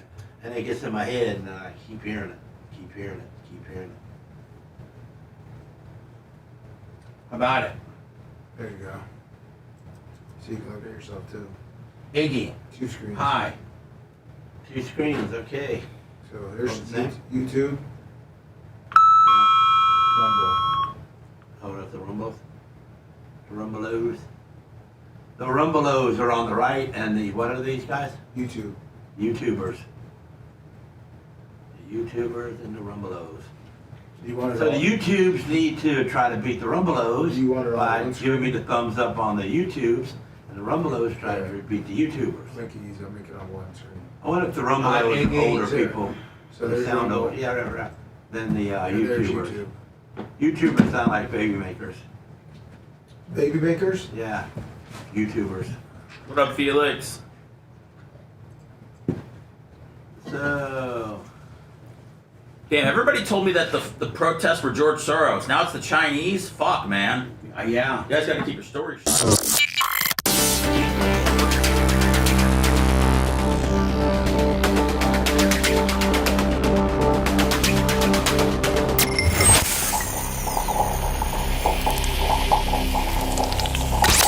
Broadcasting live from the Aquabito studios, aquabito.com/Bubba. It's the Bubba the Love Sponge Show. Tease, $125 PayPal. I'm sorry, Hall of Famer Tease. Love you, Tease. Thank you. So the last 2 big slinging D's on the PayPal have been females. First one, Gloria Zach, Glowbug, and now Tease. PayPal, Venmo, Cash App, The Bubba Army. Thanks. We are, listener supported and funded. That's how we keep our asses on the air. So, again, going through our X, I got 3 stories to clear. And then I'm going to get into the Christine Nome deal. And then I got I got a bunch of stuff, including Israel showed Iran. You knew it was coming. Yeah. You knew it was coming. Like, you'd have to be an idiot to stay in Iran, after the last couple days. You knew that Bibi Netanyahu was just going to absolutely make it rain down like a Kiss concert. And he did. Group for Labs 25. Thank you, Group. So as much as we want to make, immigration a right versus left deal, 2 of the most, decorated they were both 2-termers. So if you're a double term president, meaning, you get elected, well, in Trump's case, it wasn't back to back, but it was Jennifer Henderson making it 3 now. Let me making it rain with women on the PayPal at the Bubba Army. Thank you. But so Bill Clinton 2-timer elected back to back. Barack Obama 2-timer. Those are the last. I think those are the last great Democratic presidents, and you may not agree with all of what. I certainly didn't agree with a lot of what Barack Obama was saying and doing, but I didn't really appreciate his immigration policy until now, where his immigration policy aligns pretty much with what we're doing now, and everybody wants to call the Trump a complete, a king, a dictator, a Zionist, just whatever you want to call him, that's what he is. And meanwhile, 2 of the greatest, presidents on the Democratic side pretty much had the same mentality and stance that we have today. That's how far, you know what? That's how bad of a president Joe Biden was. He was probably the worst president ever. Thank God Jimmy Carter died, because he was, prior to that, the worst president ever. Now Joe Biden can have that distinction without having to have, because you can argue, well, Carter was worse than Biden. No, now you can just say Biden is the worst president ever. He completely allowed over 10 million illegal, undocumented immigrants into our country and has made it now an absolute, almost impossible to get them all out. Here's from 1996. This is 1996, and Bill Clinton got a standing ovation for this. And I think it might have been, I think it was the State of the Union address of 1996. Bill Clinton. All Americans, not only in the states most heavily affected, but in every place in this country, are rightly disturbed by the large numbers of illegal aliens entering our country. The jobs they hold might otherwise be held by citizens or legal immigrants. The public service they use impose burdens on our taxpayers. That's why our administration has moved aggressively to secure our borders more, by hiring a record number of new border guards, by deporting twice as many criminal aliens as ever before, by cracking down on illegal hiring, by barring welfare benefits to illegal aliens. In the budget I will present to you, we will try to do more to speed the deportation of illegal aliens who are arrested for crimes, to better identify illegal aliens in the workplace, as recommended by the commission headed by former Congresswoman Barbara Jordan. We are a nation of immigrants, but we are also a nation of laws. It is wrong and ultimately self-defeating for a nation of immigrants to permit the kind of abuse of our immigration laws we have seen in recent years, and we must do more to stop it. Who does that sound like? Our king. It sounds like exactly what our king is saying right now. Why is it? And let me, if you notice, which is very rare, both sides stood up. Oh yeah. What were we going to say, Seth? If you plan why is Bill Clinton the voice of truth for Republicans when he's the first guy to go to when you talk about murdering people to cover things up, when he's the first guy you go to for the Epstein files? But he's a great president because he's saying the same thing that Trump is saying now.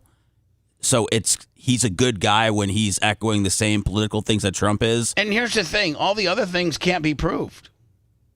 I mean, it's speculation at best.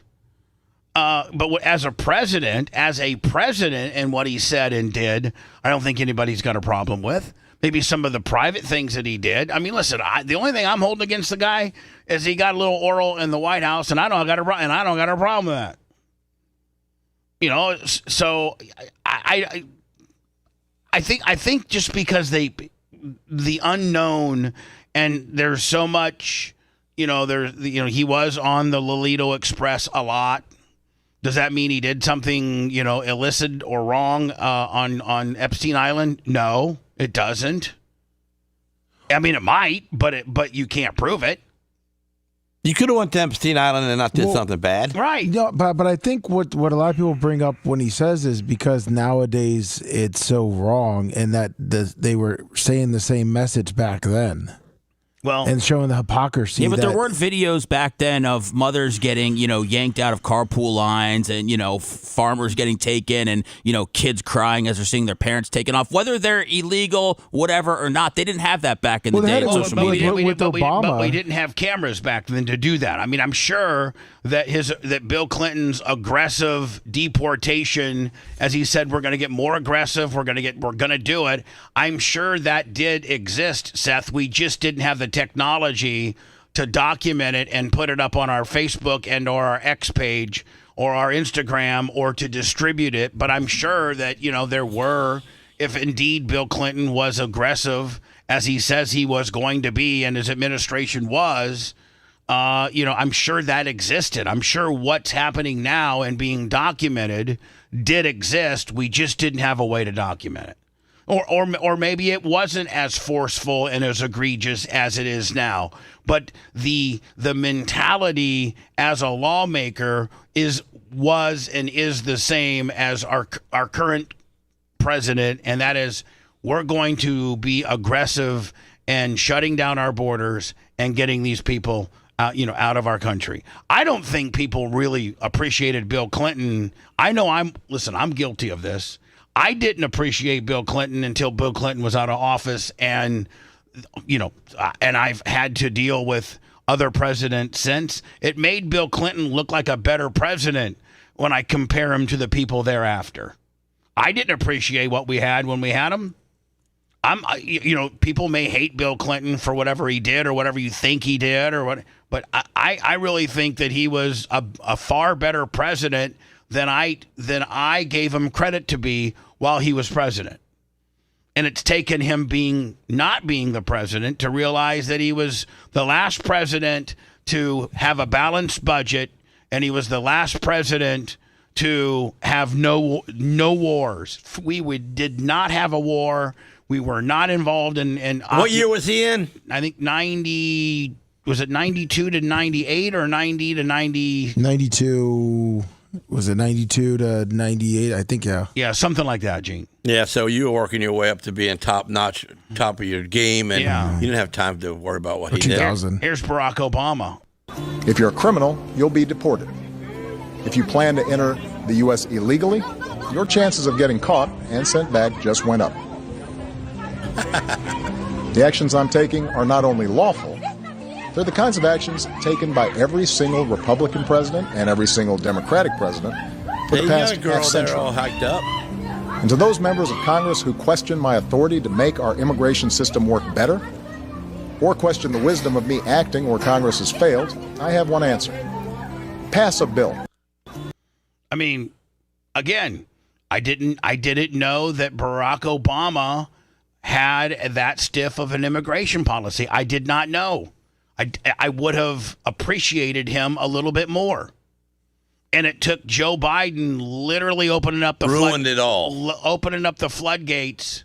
Yeah. And all the hard work of Barack Obama, of Bill Clinton, of George W. Bush, and the people that tried to secure our borders and tried to, not let every Tom, Dick, and Harry, but instead have an immigration policy where you went through, one particular area, you met with an agent, you got a court date, you claimed political asylum, and they checked you out extensively, and they either allowed you into our country or they didn't. And every president up until Joe Biden did it that way. You take away the R and the D beside their name. That's the way they did it. And that's what we're trying to do now. Here's my final thing, and then we'll move on to other stuff. This guy makes an interesting point. As you know, the president of Mexico, the woman, I don't know what her name is, but she encouraged, I played it a few days ago, but she encouraged Mexicans in America to uprise and to protest and to cause hell. And I think everybody will remember that I played that. Remember? Yeah, you did. Well, this guy, I didn't even know that if you do what she has, what the president of Mexico, the female, what she's asking Mexicans that are in America to do is fundamentally illegal to do in her country. Want to know the wildest part about the president of Mexico calling for Mexican Americans to protest in the United States is? It's that exact same behavior is illegal in Mexico. Article 33 of the Mexican Constitution says that foreigners are prohibited from engaging in political activities, including demonstrations, as this is considered interference in national affairs. And participation in those activities can lead to detention and deportation. So what the president of Mexico is telling Mexicans in America to do, she doesn't allow in her own country. And she deports. Wow.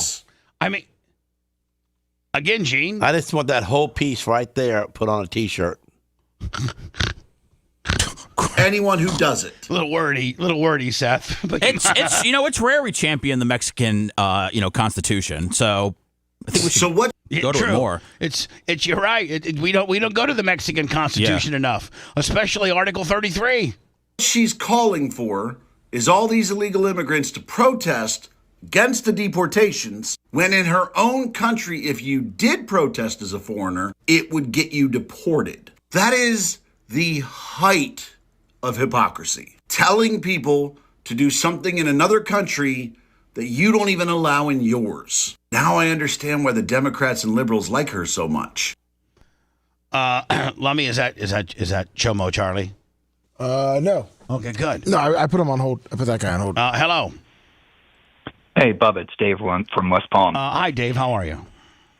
Good. One thing I'll mention, this has nothing to do with politics, but has everything to do with the border and the 9/11 Commission. I'm not sure if you're familiar with this or aware of this. The 9/11 Commission recommended biometric border screening and security for people entering and leaving the border.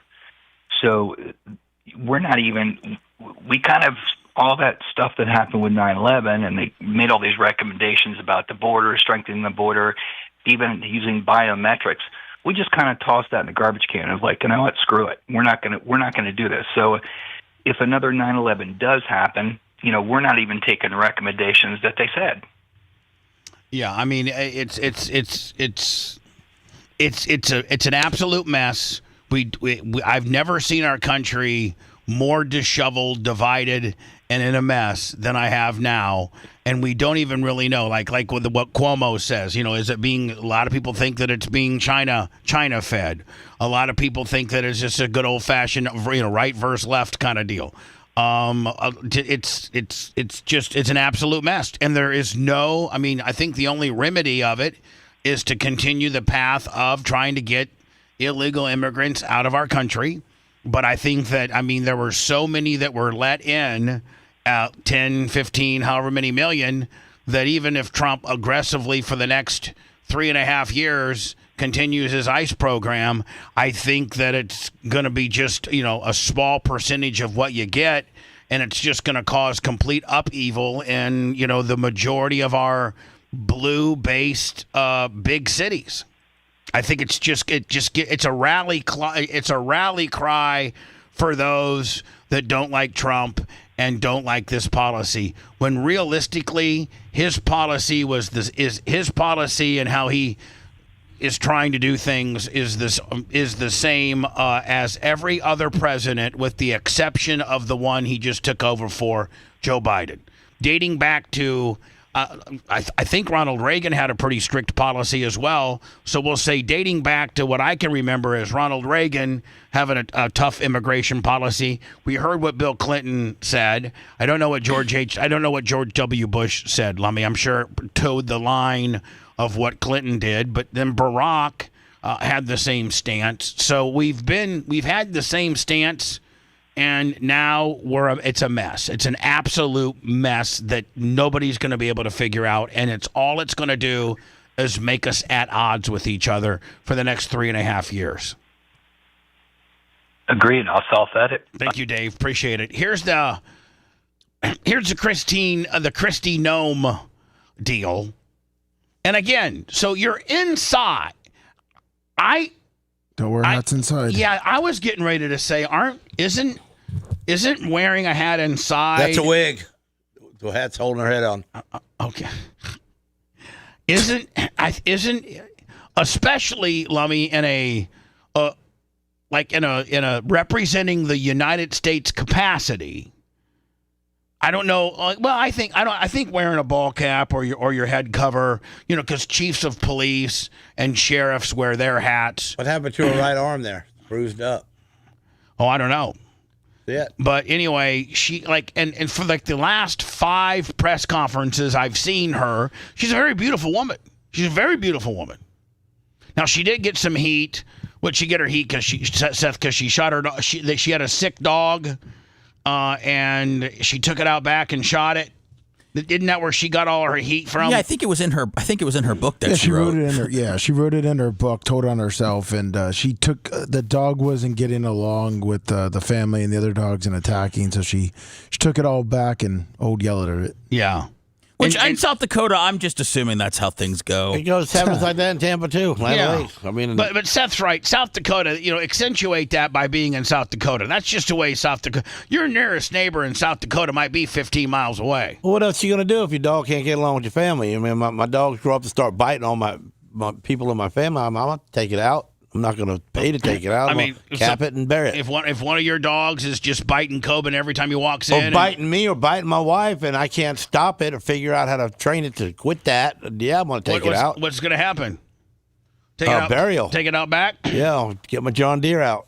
Oh. What do you mean? Dig a hole? Yeah. Oh, I thought he might run over the dog with something. So did I.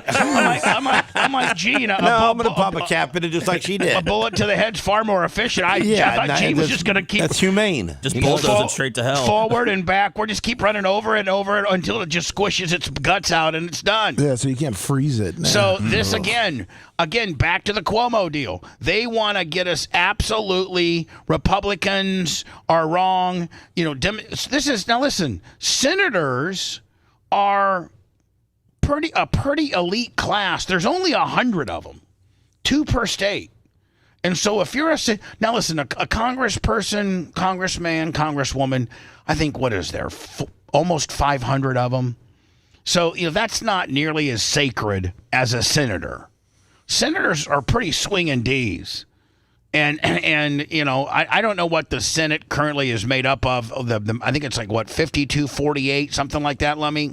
Yes, I believe so. So this senator from California, who supposedly when you're a senator and you're out in a official capacity, you're supposed to wear a pin on your lapel that's only given to senators, which shows Secret Service and law enforcement that you're a senator. So, basically probably giving you unabated access to about anywhere you want to go, right? I mean, if you're walking around the Capitol building as a junior or a brand new senator and nobody knows you, they can identify you by your lapel. You have this lapel. Yeah, you get access to different buildings so you don't look like a crazy person. Right. Captain Creamsicle 25. This guy this guy here, who is a brand new senator from California, was not wearing his senator lapel pin. And so the cops didn't know who he was. He's not a Mitch McConnell or just, some of these old timers that everybody knows, that's been a senator for 27 years. This is a guy that I think just became a senator on the last election cycle. Not well known at all. I didn't know who he was. Yeah, I think he's a junior senator. And so, how did he get into the room? I think it was open to the press. So he got into the room. It was a press conference. It was a press conference. So I think but it was inside. It wasn't like open to the public. So as a senator that nobody knew, did he sneak in? I think he went through the metal detector. He had a sport coat on or something like that. And I think he went through the metal detector, and they assumed he was part of the media. Oh wow, okay. So they just assumed he was part of. I think anybody can go for the most part as long as you go through the metal detector and they know that I got a gun on you and when you're not acting like a wild man. But had you had your senator lapel pin on, then you, 1, may not have had to go through the metal detector, and 2, there's a certain amount of decorum that the Secret Service and law enforcement are going to treat you with more respect, meaning like they probably won't tackle you down to the ground if they know you're a senator. They'll probably just briskly move you out of the room if you're being disruptive, but they're not going to treat you like you're not going to be eating carpet if you have your senator lapel pin and they know you're a senator. Because at that point, I mean, you're a pretty high-ranking official. You're one of only 100 people. You're pretty high up. So at that point, Lummy, if you have your senator lapel pin on, they grab you by the arm. They're like, Senator, I'm sorry, but you can't be disruptive during this meeting. The Secretary of Homeland Security, Kristi Noem, you can't interrupt her. Now, what people don't realize is later that day, Kristi Noem and him actually talked, and they exchanged phone numbers, and they're going to have a meeting next week. And that's the right way to do things.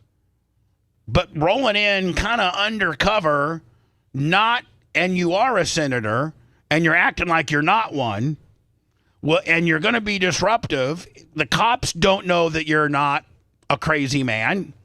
So they're going to throw you down to the ground. So here it is. We are staying here till Let me, Mushroom Mitch, Lasker, how about that? Thank you, Mitch. $25 in the PayPal, Venmo, Cash App. Bobby Williams, 25. Thank you. liberate the city from the. I mean, she's very attractive. I don't know why she thinks she has to wear a ball Do you know cap how women? all the time. You know, Bubba, how women are with their hair. I mean, it's important to them, and I think it's important to her to make sure she looks okay. And when you're in those, I'm saying that bruise on her left arm right there, the little patch type gimmick right there by her sleeve, that she's getting radiation. She's got cancer. She's got a bald head. Gene's got to figure it. I mean, that's Gene's deal. I think she's I sick. think if the director of Homeland Security had cancer, that they would have to tell us. Why? I just think they would. It's not part of her job to worry about what she's sick about. Yeah, it is. If you're a public official and you're this high ranking, I think Biden didn't tell nobody nothing. Well, I mean, that's a whole different deal. So, Seth, you're saying that she's probably spent an hour in the mirror primping, and she thinks that the hat is really, pops, if you will. Well, no, I think it's she wants to make sure that she looks okay. I mean, she's in the public eye, and as women, it's important to them, and their hair could get messed up. So I think that when you're in those emergency type situations, whether it's like a hurricane or obviously you're going in the middle of protests, which looks like it's an emergency situation, having the National Guard and Marines come in, I think that wearing a hat is cool. Like, I think if she was, remember people had somewhat of an issue with Elon Musk wearing it in the Oval Office and everything like that. This is, to me, like this is completely different from it. I think it's. I think you're right. I just think as a woman, I feel like I'm not a woman, but I feel, well, maybe I am. I feel like I understand where she's coming from. Yeah, and you know what? It's kind of an impromptu press conference where you're detailing boots on the ground as it's happening. So it is more of a spontaneous kind of deal. So I agree with you. Maybe a hat shows that it's very impromptu and it's very much on the fly. Whereas if you had it sounds like a South Dakota bison hat or something. Yeah, I can understand, but it looks like something American. I think it's actually the department. I think it's actually her agency's logo. Yeah, it's Homeland Security. The Department of Homeland Security. I mean, that makes sense. They could be selling merch at the Homeland Security. They Bubba. could. I mean, I'd buy one, wouldn't you? They might have moved 1,500 hats yesterday. Here to liberate this city. I mean, she is attractive. My Lord, she's attractive. She was the Snow Bunny in South Dakota, Miss Snow Bunny. Miss Snow Bunny. Well, I'm going to tell you something. My wife's got long hair like that, too, and you don't get them curls for free, boy. It takes time to make that hair look like that, so don't think that she didn't spend time. My wife's got hair like that, and you don't get... See, if you buy that hair or it's a wig, it stays that way. You don't have to fix it every morning. Maybe it's a weave. Extensions, maybe? Yeah. Extensions, yeah. Oh, she's definitely got extensions. Same thing as a wig. I think her natural hairline probably stops about like right here, and then I think all of this right here is extensions. And listen, if you get good ones, they're like $1,000 because they got to weave it into the back of your head underneath your natural hairline underneath here. So I think that these are extensions all day. And the hat might help hide the extension deal. I don't know. Well, keeps it from the hair pulling out of the She's extension. hot. I mean, I will tell you, man, she's hot. She's hot. Let me, Gene's the man, Charles Ramsey, $50 in the PayPal. Gene brings in the money, man. Gene brings in the money. From the socialist and the burdensome leadership that this governor and that this mayor have placed on this country and what they have tried to... She spends a lot on them lips, too. So I want to say thank you to every single person that has been able to do this. Hands up. Also, I want to talk specifically I have questions for the secretary because the fact of the matter is, who's this idiot? This is a senator. This is a United States senator, and he's getting mad. And he's trying to disrupt her meeting. And here's the deal. Had he identified himself as a senator before he had this outburst, he would have probably not get the big whodunit is they actually pro wrestled him right down to the ground and handcuffed him quite aggressively. Like, Lummy, did you see him? They were throwing the coals to him. That's what I'm signing up for. Hey, Sponjo, I sent you a picture of Kristi Noem pre-knife. Really? I sent you when she was a Snow Bunny back in the 80s. The 80s? I don't want that. I want this. See, she does got short hair. Hold on. That's for real, Seth? Like, this is the same girl. Unless that's not the same. way. That's really her? I mean, no, it ain't. Yeah, that's her, Bubba. No, it ain't. Yeah, it is. I sent you her Snow Bunny. It is not. She's got some. Yeah, she got some. Look work at done that on face. her face. She's 80 years old there. I think her hairstyle didn't help her. I think that she's really she's found the Dan Diaco. That might be her. She's found the Dan Diaco of South Dakota and got herself dialed in because she looks 75 years old there. And no lip on top. She had fat lip on the other one. Yeah, no lips at all. You can see right in her eyes. That's her eyes. That's her. That's her. Ew. She looks like a math teacher. Well, you loved her a minute ago. I still do love her. She transformed. Plastic surgery is a thing. Everybody's a work in progress, okay? That's right. My wife ain't got no surgery. She's hot as hell. All right, Gene. Well, some women are hot as hell. Naturally, they can roll that way.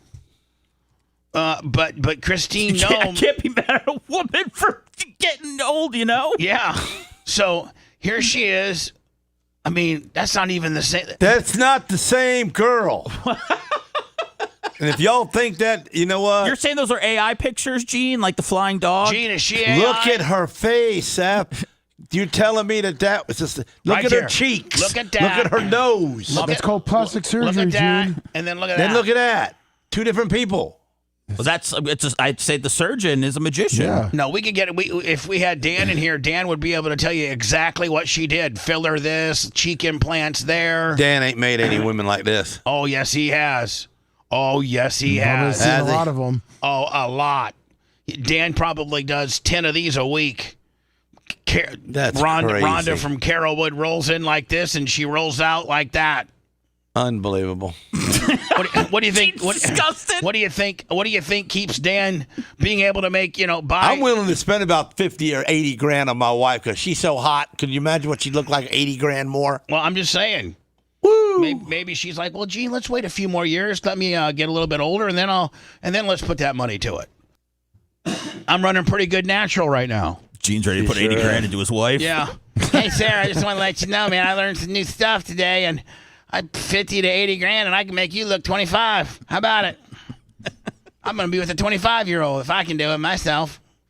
I mean, she looks... That's just not the same person. It is, Gene. It's amazing what they can do. Look at that. So anyway, it's $20. So anyway, man, this guy here he starts spouting off.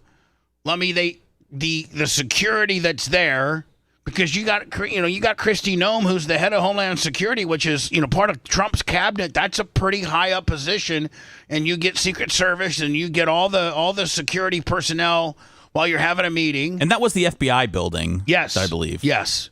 So that's a secure building in itself, right? Just to get in there. Yeah.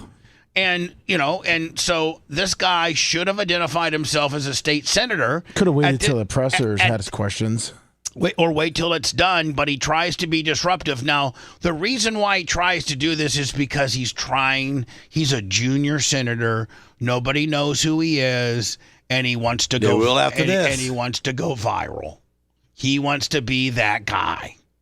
He wants to be that guy. He wants to be guy in the green there, a security guy? Yes, this guy's a security guy. Does he do anything, or is he just watching? No, he gets over there. Oh, okay. So, but had all these security personnel, you're in the FBI building, Gene, so you got, 600 FBI agents. Yeah, plenty. And all the offices around here. You got Secret Service there. You got the security detail that's been assigned to this particular press conference. And you got this guy that got in there, and did not identify himself as a senator. So they think he's some whack job. And they take him right down to the ground. Now, he tells them he's a senator, but they look for his senator lapel pin. He doesn't have it on. You're beat up. And so here's how it goes. The fact of the matter is, a half a dozen violent criminals that you're rotating on your... I also want to talk about specifically how many of our ICE agents have been doxxed for doing their duty, how they have been targeted, and how their families have been put in jeopardy, and that we're not going to allow that. Look how beautiful, Gene. Again, 80 grand. Wow. I just blows me away that she's not that lady there. Now, here is a different view. Oh, yeah, that's the better one. That's what I want to see. This is the better one. Now, again, had the guy, when he walked in, got probably screened through the FBI screening process, and there might have even been another screening process to get into this room, had his senator lapel pin on, the security personnel that whisked him out of the room and later tackled him put his hands behind his back and fully handcuffed him. Had he identified and had his senator lapel pin on, they would have grabbed his arm and yoked him out of there and just walked him out. That's it. I'm Senator Alex. But they don't know. The only person that's saying that this guy's a senator is himself. And me and Seth Kushner could tell people we were senators. Yeah, exactly. Hey, I'm a senator. Seth, what are you? I'm a senator, but I mean, we're not in Wendy's. We're in the FBI building. I mean, he can't just be some wacko. I know. Well, but you can. Yeah, but you also can't just disrupt her press conference. I'm Senator Alex Padilla. So disruption equals handcuffs? Well, hold on. Disruption. He wanted a question. Disruption on an anonymous person that you don't know. Yeah, probably equals handcuffs. Disruption from a United States senator equals getting thrown out of the room, and that's it. If you've not identified, if you're just a regular dude, they don't know what you're capable of. He said it was a senator. Because the fact of the matter is, a half a dozen violent criminals that you're rotating on your. He part Mexican. That's his problem. He's part Mexican. That's his problem. Look at him. The views and opinions made by Gene Lasker are not necessarily those of our advertisers or this radio station. Now, let me tell you something. If you do not like Gene's opinions, you're probably just stupid. How many of our ICE agents have been doxxed for doing their duty? Yeah, let me. There's another. There's another clip that actually shows them cuffing him. Yeah, the little dude's strong. See. He grabbed him up. When we return, Trump administration now allowed to deploy the National Guard. I guess a federal judge, one struck it down, saying Donald Trump does not have the authority to put the National Guard in California. And then another federal judge says he does. So now he's allowed to do that. I got that. And then I got that, that flight from India that took off and killed 241 people. There is a guy. Americans? No, he looks to be like Honduran or I don't know. No, the people who died. I think they were British and they were Indian. Yeah, British and Indian as far, meaning Indian. India. Dot, not feather. Sorry. So yeah, no problem. So both of those stories next. If you want a deep dive into the Bubba the Love Sponge show from the past, go to BubbaArmyHQ.com. We'll be back after these words.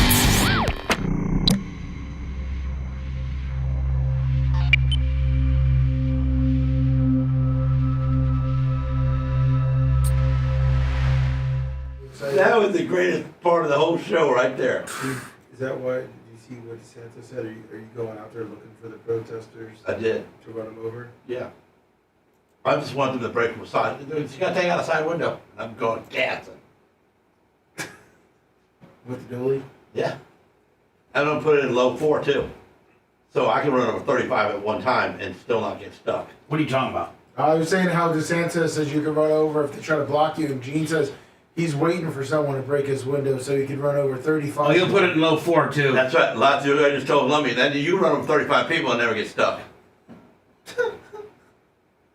You see what that Dodge Charger who ran over the people and he got stuck? You gotta make sure you have an updated Bubba Army sticker on the back of your truck. I got plenty of Bubba Army stickers in it. I'm gonna put them on their head while they're laying there. With a QR code? Yeah. So they can scan it?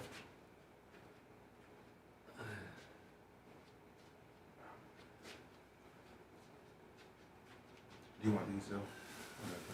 Oh no, I'm good, thank you. They sell other ones.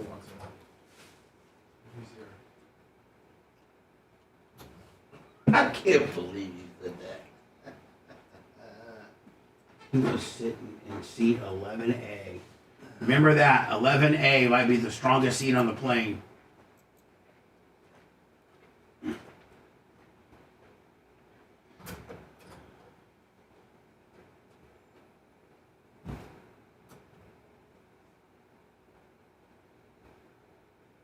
I mean, if they had planes back in like before Jesus, they would have. This guy would have been the Messiah, right? Coming out of the flames like that.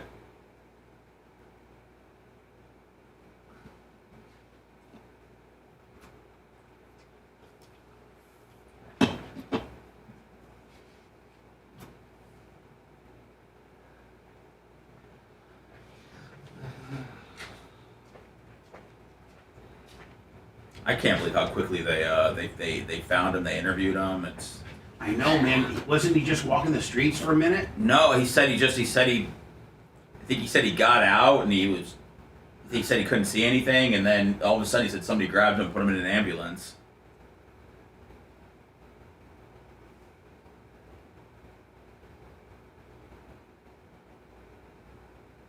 Khaleesi, I will die for you. Daenerys Stormborn.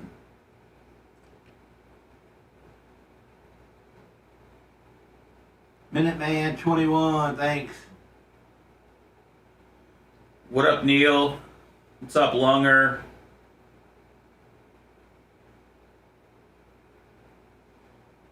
The breaker of planes. Oh yeah, Philip, I saw that video. I don't know if that's when they were trying to get him to the ambulance or what, but... What's up, Boston? What's up, Jay Bowler? Someone said I was cool before, thanks. What's up, Miss Thomason?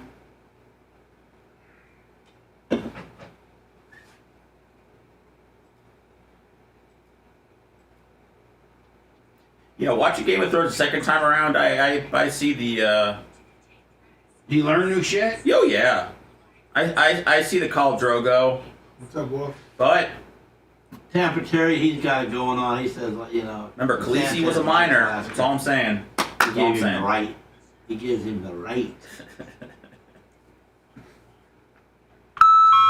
Thank you, Jay Bowler. What's up, Kabuki Jones? Yeah, happy Father's Day, everybody. Thank you, Fred. Oh, that's right. It's Father's Day. You know, I want for Father's Day just to be left alone. How about you, Gene? It's hard. Actually, I don't even want to get in that conversation with you. You don't want to get into that conversation with me? No. Yeah, I'm picking up a ton this time around. It's awesome. What's up, Chris? Morning, cheese.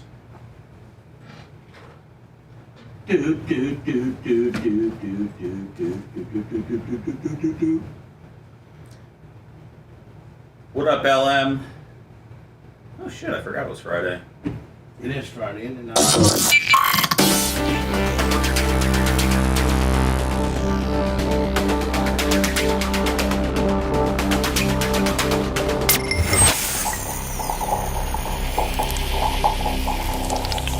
Interaction is key. Interaction.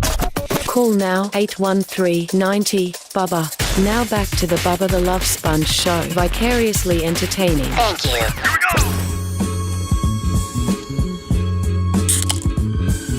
go. 813-90-BUBBA. It's the Bubba the Love Sponge show.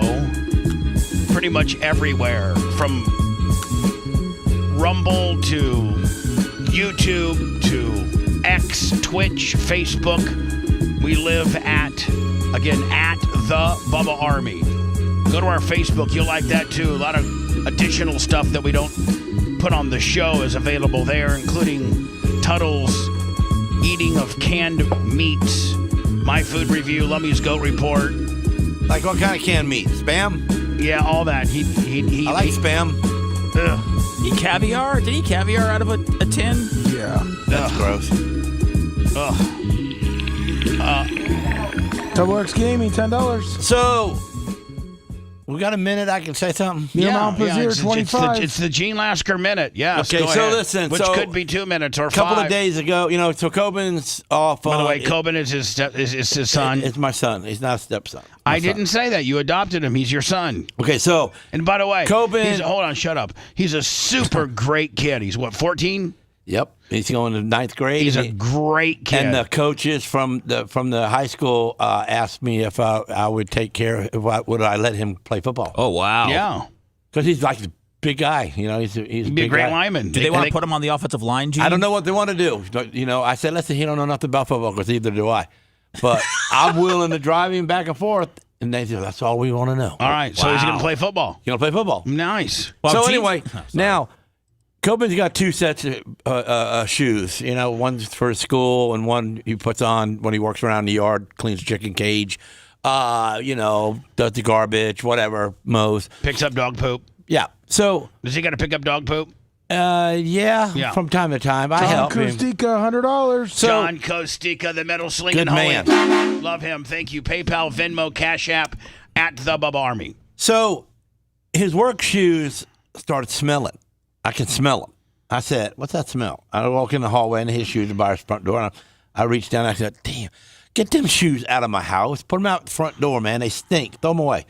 Oh, I can't throw them away. That's my shoes. My work shoes. Said, they're not wore out, Dad. I said, well, clean them. Do something. So he don't clean them. He don't do something. They get worse. He gets in my truck beginning of the week. And my truck smells like... With those smelly shoes. Oh, man. And I'm going, I don't want to embarrass him.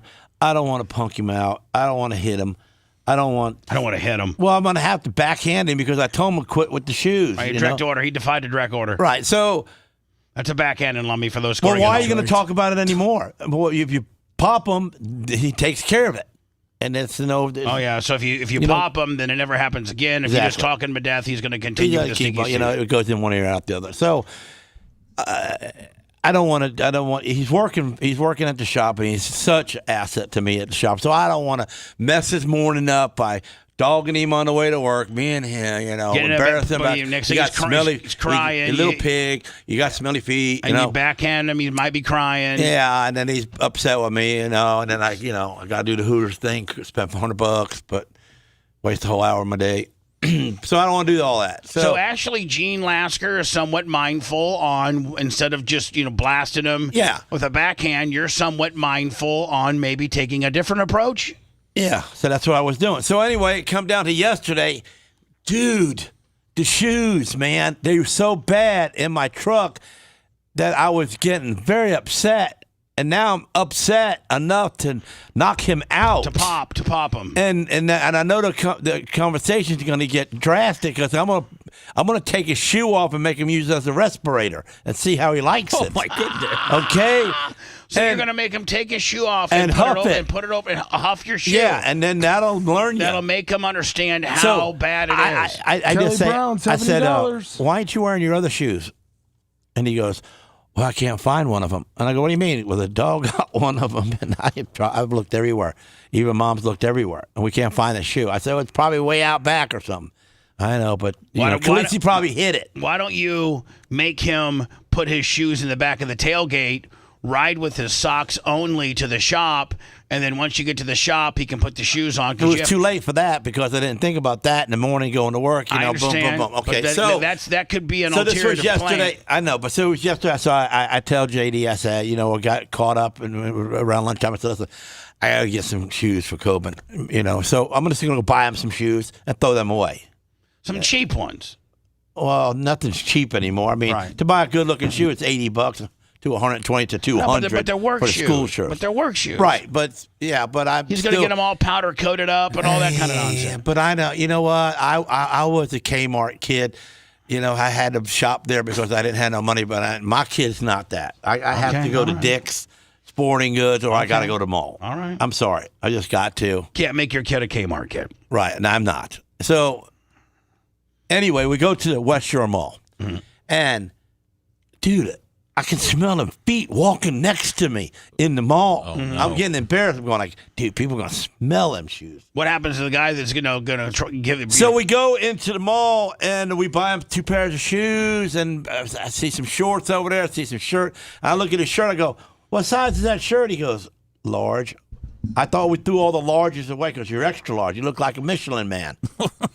Dude. Gene called his kid fat. I said, listen. That's really good for a kid. Why didn't you wear a right shirt? He goes, I'm just going to work. I go, you never know who take you're some going to meet pride, in right? life, Say, take bro. some pride. So we go to the mall, and I buy him like eight or 10 Nike shirts, and I get him some shorts, and buy him some socks because he's gonna have to have new socks for them shoes, and we get in, we buy them, and the lady goes, "Well, why don't you try them on?" I go, "You don't want him to take his old shoes off, lady." I said, "You don't want that." She goes, "Yeah, I don't think so," because she can smell them from there. Right. Okay. So we walk out of there. And we're leaving. This is supposed to be the Gene Lasker minute for those scoring at home. As we're going down the hallway, these 5 black dudes are cutting hair. They got like 6 seats in a row. A barbershop. And I said, you know what? I can get Coben a haircut too. But they were kind of a little bit busy. So as we walked around and just looking around, I'm trying to wait for a guy to get out of the seat so I can throw Coben up in there.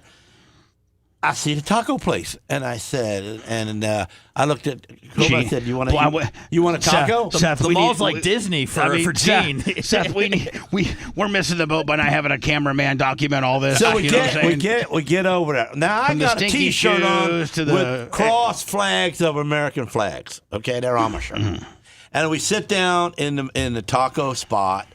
And we get up there to the taco lady, and the 4 or 5 other ladies are sitting there talking to her, and they're just talking about all kinds of stuff because they work in the mall somewhere. And I says, "Are you guys ordering or what?" And they give me some noises, and they move over, and I walk up, and I order me a taco, and he gets him a burrito, and I get me a pineapple drink, and as we turn around, we sit down at the table right next to the girls' table because they got their stuff there. Right, and with stinky shoes. Yeah. Okay, well, they don't know about the stinky shoes yet, so as they get back and they go to sit down and they look at me and they give me some dirty looks, and so I see they're all Mexican ladies. Now, they're probably here legally and maybe born here, but they got a Mexican face. Mexicans. And they're eating tacos next to me. So I do the sit back and get my shirt up in the air, my dual flags, my dualies. And you got your American flags on your T-shirt. And they shake their head and they sit down and they turn the table so their backs to me. And I went like, because they're intimidated by your double American flag. Whatever they were intimidated by. Maybe my talking, maybe my shirt. Mexicans. Maybe. So they get back up to get their food, and I tell Coben, "Get them shoes off right now. Now, get them off." And he goes, so they got to smell them. Get the socks off. Stick them in the shoes. And he goes, and he looks at me. He goes to put them in the garbage. "Don't give them to me. Give them to me." I take them, and I go over to their chair while they're not looking. I pull the one chair they're not sitting in, and I sit them on the chair and slide it up on the table. Mexicans. Smell dirty shoes. They're Mexicans. whole taco eating Mexicans. afternoon. He put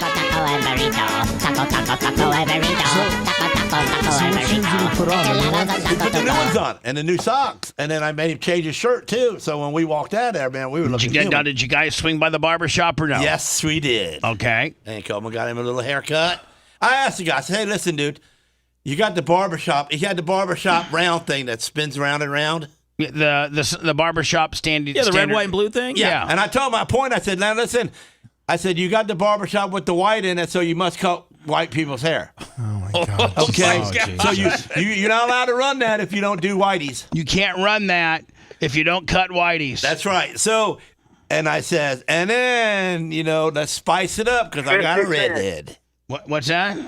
Well, I told him, I said, I got to spice it up. I got a whitey with a redhead. Larry Brocky, Coleman's 25. And the one dude with the glasses, he goes, "Wow, I got you. I got you." And I said, "Okay." We stuck him in the chair, and he gave him a great haircut. Matter of fact, I might go back and let Coben get a haircut again from that guy. You might start making that his haircut joint. Gene, Yeah, I have bad news. You've been banned from the West Shore Mall. They just put out a press release. There's actually signs that said, "Don't let this gentleman in due to a toxic shoe syndrome." Well, I'd have never made it all the way in there if Dick's Sporting Goods would have been not closed, but they're out of business. So, they are? Yeah, there's like a gym there. They moved Dick's to, I think, International. Oh, okay. Oh, yeah. So they got higher in price now. That's nice. So at least you got a new taco joint, and you got a new tacos were great. The pineapple drink was great, and the haircut was great. great. The atmosphere in there was great, but the girls did not like me. I think they're knocking the West Shore Mall down. They probably are. What? Looks like it. Well, there's a lot of stores closed. Yeah, they're knocking it down for almost the apartments. entire mall. Are they? Yeah. Oh, Gene, I think the mall's like completely dead. Like there's hardly any stores open. Is it right? About halfway. Yeah, about halfway. Yeah. Former NFL star Antonio Brown is wanted for attempted murder. That's according to the Washington Post.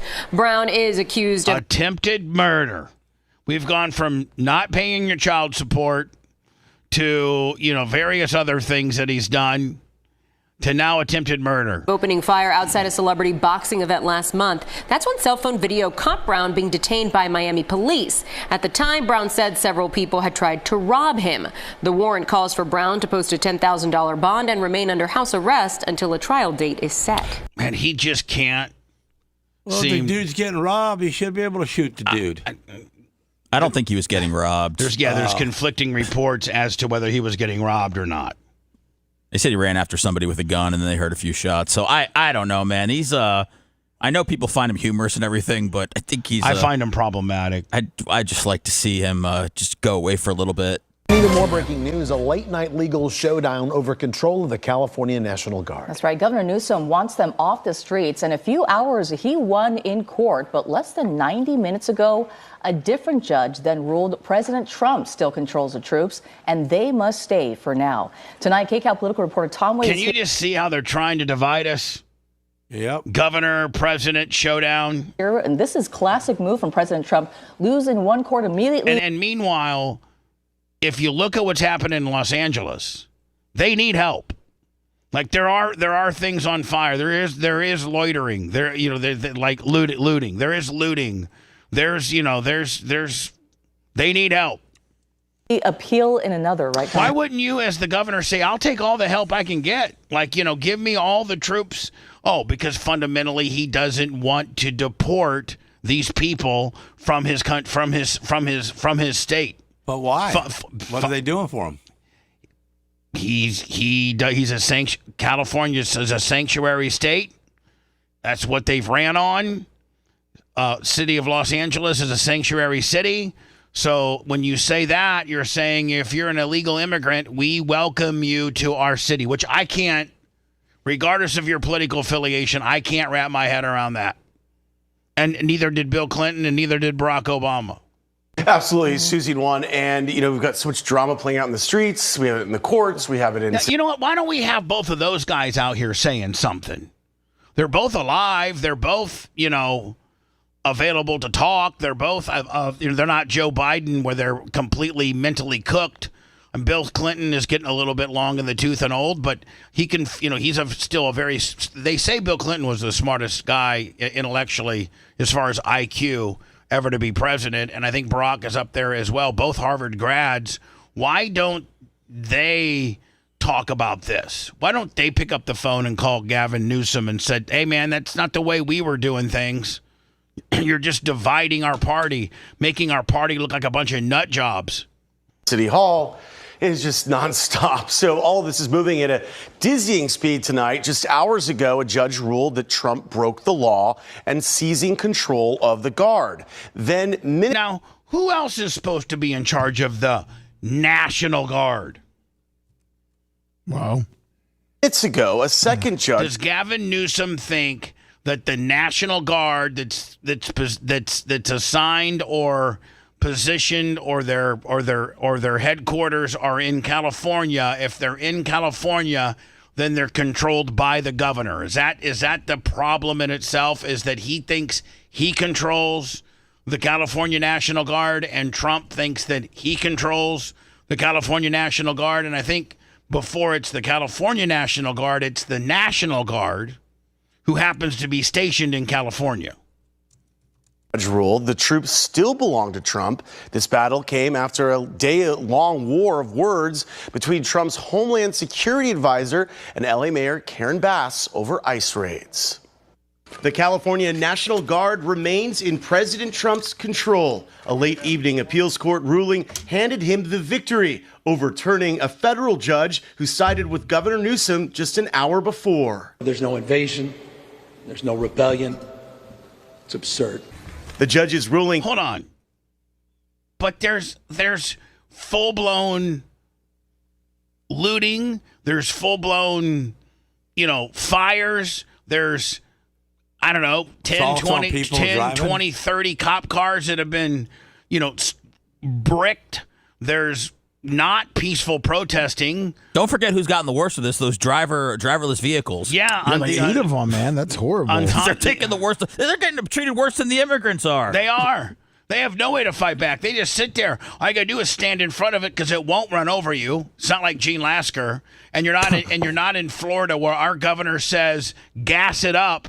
If somebody is impeding if you're on a public road and somebody is impeding you and is in your way and is not allowing you to travel to where you're going, and run over them. Did he not say that? Yes, he did. Run over them. Comes as Department of Homeland Security Secretary Kristi Noem arrived in L.A., blasting Governor Newsom. With that same hat on, Seth, she can't even. She had to fly all the way from Washington, D.C. to L.A., which, by private, government jet standards is probably 3 hours. She's still got that same hat on. Well, I think it's from the same. It is. It's from the same press conference. Yeah. And L.A. Mayor Karen Bass, after days of protests, claiming the feds won't back down, plan to ramp up their raids, and have names of tens of thousands of people to arrest. We are not going away. We are staying here to liberate this city from the socialist and the burdensome leadership that this governor and that this mayor have placed on this country. National Guard troops have not been out in the streets of downtown L.A., but they are helping with immigration enforcement operations. This president has repeatedly said that he's going after criminals and the worst of the worst. But according to new numbers released by the Trump White House, that statement is false. So far, of the 330 arrests since Friday in Southern California, just 113 have criminal records. I do not know Kristi Noem that I served with for 10 years. L.A. Mayor Karen Bass, surrounded by faith and community. Look at the sign language guy. That's a different guy. Community leaders fired back at Secretary Noem, lashing out at her and President Trump for sending in the military. To characterize what is going on as our city is a city of mayhem is just an outright lie. Really? How can you even say that out loud? How can you say that what's happening in your city is not mayhem? I'm not going to call it an untruth. I'm not going to sugarcoat it. I'm going to call it for what it is. Well, you got curfews that you've put in place. What's this guy signing now? I don't know. Good question. Which is a lie. This is isolated to a few blocks in a city that is over 500 square miles. Right. Secretary Noem says Trump's decision to send in military to L.A. is widely supported. The people across this country are so grateful. They practice in there? They are so grateful for the work that is being done here in Los Angeles. That statement runs. If I live in Los Angeles, I'm like, man, send everybody you can so that my place and my business doesn't get burned down or get looted or anything like that. I'm for the National Guard. I'm for the Air Force, the Marines, the Army, the Navy. Is setting a fire in California, could that get you sent to jail for the rest of your life? I don't think so. I mean, now, if you're an illegal immigrant, it might get you deported, but I don't think setting a fire is going to put you in jail forever. I think you might get an arson charge, which that could maybe bring a year or something. Well, I didn't know if just because you could start the next great California wildfire. I didn't know if it was a bigger issue for California. Well, here's the deal now. If you start a fire in the woods, that's going to get you put in forever. But if you're just lighting one of those autonomous vehicles up, that might just get you 60 days. Okay. How do they burn so good? You see how good they burn? Because they got batteries. Those Waymo vehicles are $200,000 per vehicle, by the way. Ooh. Yeah. So they burn down that like ashes, just for scoring at home. Set fires in Los Angeles on concrete in the city, 60 days. If you're like an American citizen. Really? Set a fire in the Sequoia National Forest, probably life in prison. It's contrary to a new Quinnipiac poll showing 54% of registered voters disapprove of Trump's handling of immigration issues, with 43% approving. Professor of politics Jack Pitney says Noem's incendiary rhetoric raises questions. The idea that a Secretary of Homeland Security from the state of South Dakota is going to liberate California from the leaders that Californians have selected is pretty odd. Professor Pitney says Trump branding himself the law and order president is hypocritical, given his own criminal record and his pardons of January 6th rioters who assaulted. Again, the news, and this is CBS Los Angeles, is positioning this for us to be divided on this issue and hate each other for whatever side of the issue you're on. And it's not looking at the bigger picture where we have potentially another country or other organizations that are trying to destroy our country by dividing us and causing us to be distracted by the rioting when deep down they're trying to disrupt our country. Police officers. Convicted felon can't be the law and order president. It's that simple. Oh, and shut up. He has pardoned not only the January 6th insurrectionists, but a lot of other dubious people as well. And back to the troops. Well, I don't think, and I'm not trying to stick up for any J6ers, but I don't think that there were any fires set inside of the Capitol building. I don't think, and I don't. I think that you're comparing apples to pineapples. I don't think you can compare J6 to what's happening in Los Angeles right now. I don't think you can. Maybe you can. Maybe I'm wrong.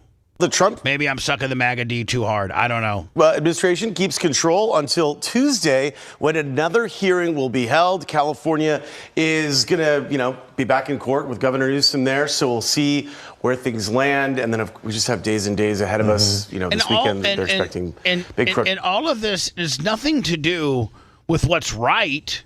What's right is to not allow people to demonstrate in that manner in your city. What this has to do with is the fact that this city does not want the government dabbling in. There's no reason to be protesting. You're not going to change nothing. Extracting illegal immigrants from its city. It wants illegal immigrants to be able to come and go freely in its city. That fundamentally is against the law. That's against the law, whether you live in Indiana or you live in California. Protesting should be against the law. Well, no, Gene, that's what our country is. I don't care what our country. We started out, and some parts of it is stupid. That's Gene. Okay? That's You Gene. letting people doing what they're doing like this is not right. Just do away with it. Peaceful protesting, Gene, is what our country was built upon. Write a letter. Yeah, write a letter or vote. Hello, who's this? Most of the protesting is peaceful. Agent provocateurs have a history of creating the problem for the Hegelian dialectic, problem, reaction, solution. And if you want to talk about not breaking the law, let's not violate posse comitatus, having U.S. troops implemented on the streets of America. And I've been to L.A. during many of the protests in the last 30 years. It's in a small area, guys. I'm not justifying vandalism. I'm not justifying anything that is a crime in and of itself. But to have such a slippery slope that we're entering into is a very scary Orwellian, draconian future to look at, guys. I think you make some interesting points, and I think that you're right on some of your points, but fundamentally we're a mess. I think you would agree on that. We're an absolute mess. We're divided. Sure. We're divided. We've never hated the other side more so than we do now. I think it's just our country is so unhealthy, and this is not necessarily at the heart of it, but this is part of it.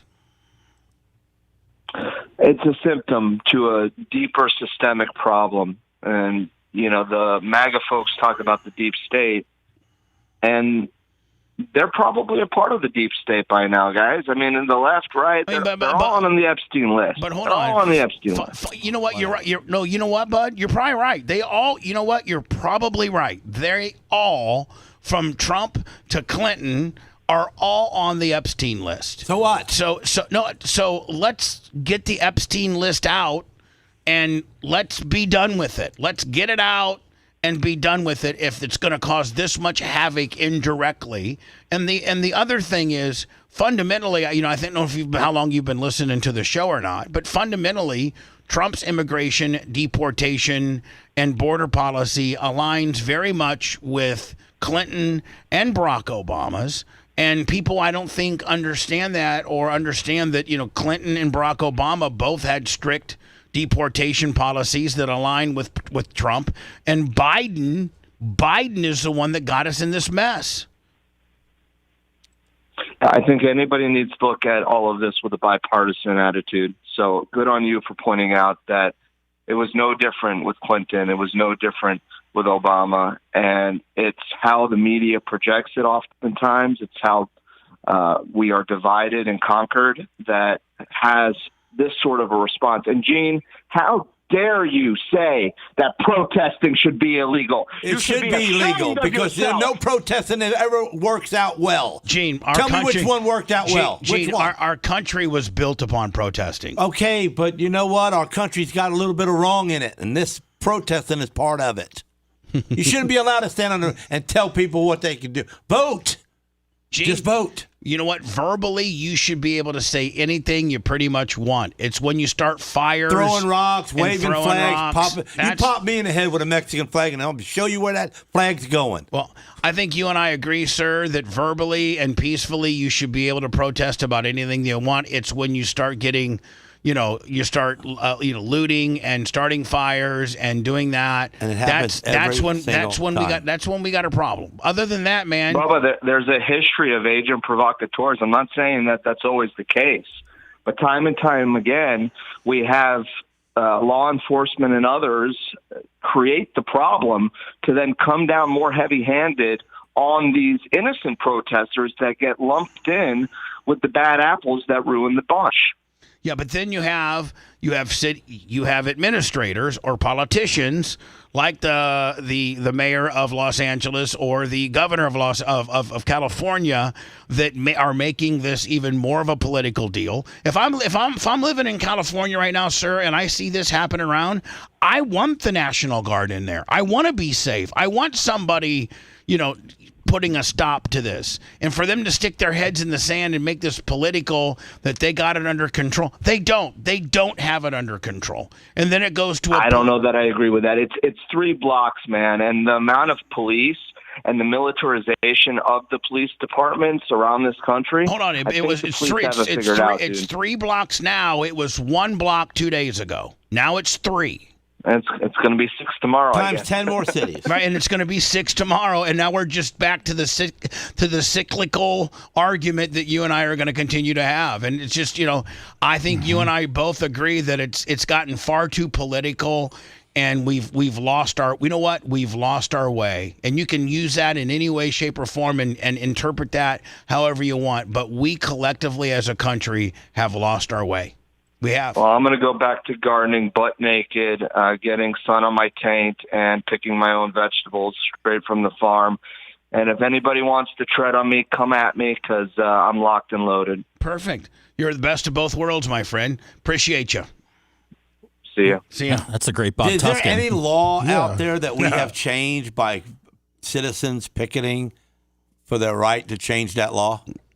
No, but if you don't that's all I have. No. But if you don't like protesters, Gene, you're not going to like the protesters that protest the military parade tomorrow.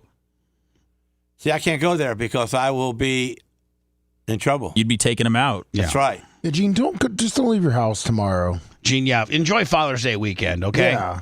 So that you don't have to put your F-450 into four-wheel drive. I didn't live. I was grown very poor and very not loved. You were raised, not grown. You're not a vegetable. You were raised. You might as well have been one because no one wanted me, and the people that did take me did it for the money, and they were mean to you, and they stole from me, and they were mean, whatever.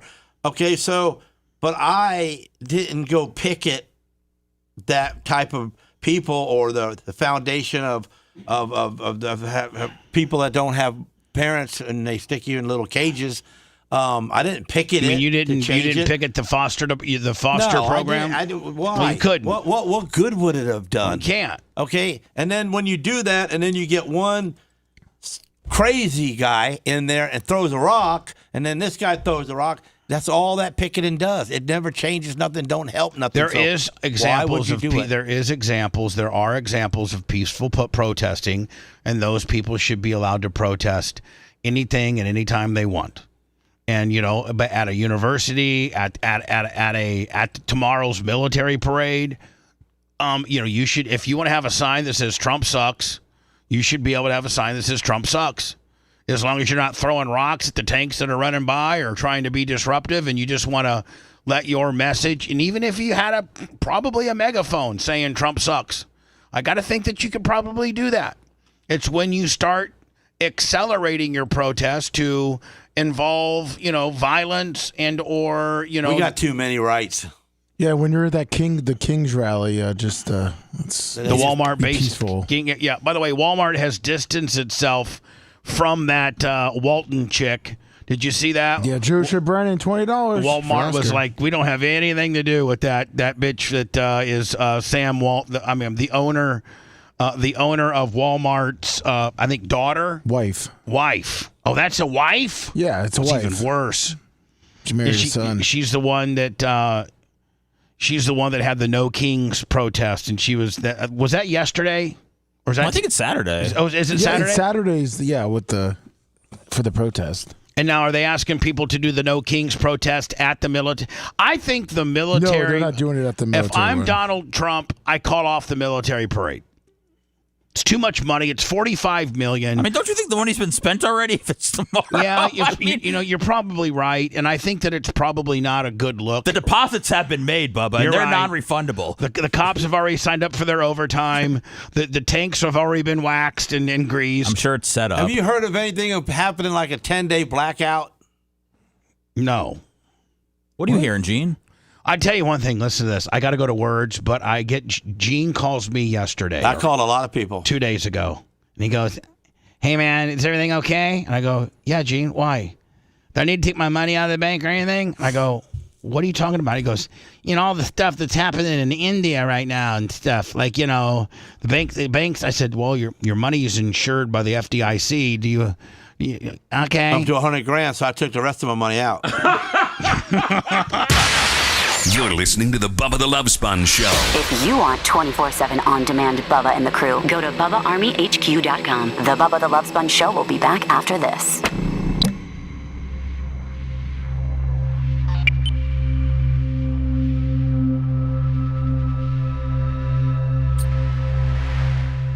Am I right? Well, they did predict it was supposed to come May 28th, but it's just a little. It's supposed to be on Trump Day. Why no? They moved it now because they didn't have. What they move? The blackout date. Oh, okay. I'm just Kind of like global warming. I just love it when the stupid redneck of the show comes up with shit that you all didn't hear. Well, we do have to clear up something. And the reason why you're not getting permits in California is because Chinese are buying the permits from they're paying the permit guys to take the property. Save it. Chinese guys are? Yeah. No more Chinese food for me. The Chinese are trying to take all the property there.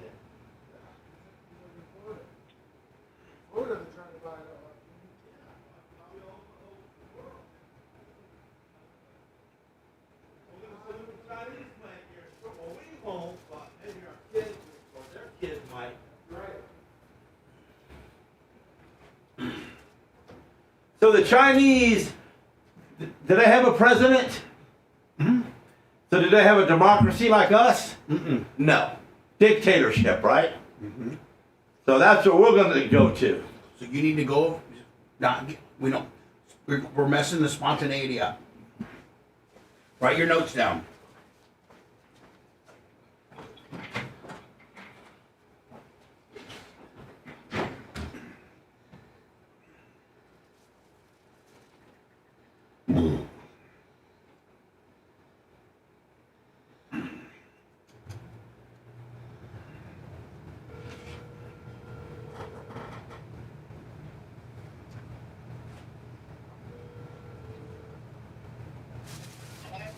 Hey, text me some notes on this blackout and everything you know, so I can say it.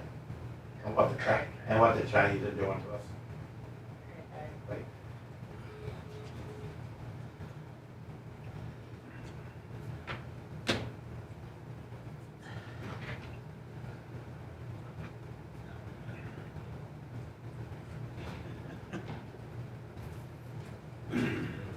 hopes and dreams. Bubba, I don't know how to do it, man, but we need more Lasker. Yeah. I'm not necessarily talking about like coming on the show because he's a businessman, but we need something. Lasker's World News Report. Not everything's a podcast because there could just be shorts with Gene and stuff because it's time, but like it's just there's so much there. It's like we're coming back from commercials, like we got 3 things that we want to talk to him about. Seth, Yes. when he has these thoughts at his house, he should have Sarah record it for Lasker's Minute, and then he can just go on that. There's something, man. We gotta try some stuff out. Let me tell you something about the Black Panther. We're leaving too much Gene on the table, is what I'm saying. There's a lot of meat on the Gene bone. I think we leave too much meat. It's like you heard him back there. He's talking about having to fly Chinese flags at his house now because China's taking over the land. Chinese taking over land, and we're going to go to a dictatorship. And maybe we ain't, but our grandkids might, because Chinese is going to buy us out, and then we own trees and dogs. We'll get them up there plenty. It's Father's Day. Not Sunday. It's tomorrow, Flag Day. You come home after the military parade. Yes, sir. Gene would get arrested in D.C. We're going to have to send a handler with him. Karen Trell will go on short notice. Yeah, he lives right there. If I'm He's not in Virginia. over there, I tell him to do it. Right.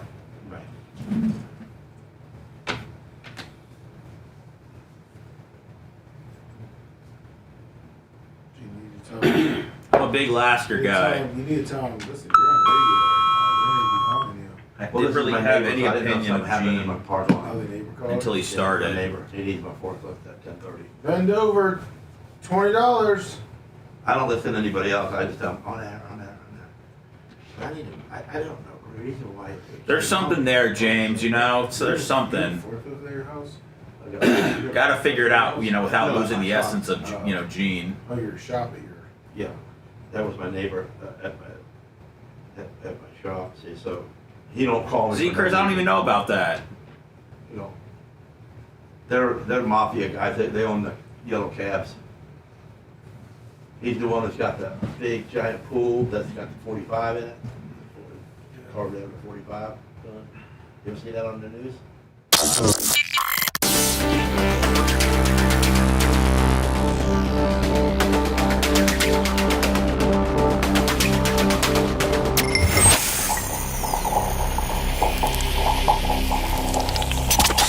Broadcasting live from the Aquabeto studios. Aquabeto.com/Bubba. It's the Bubba the Love Sponge Show.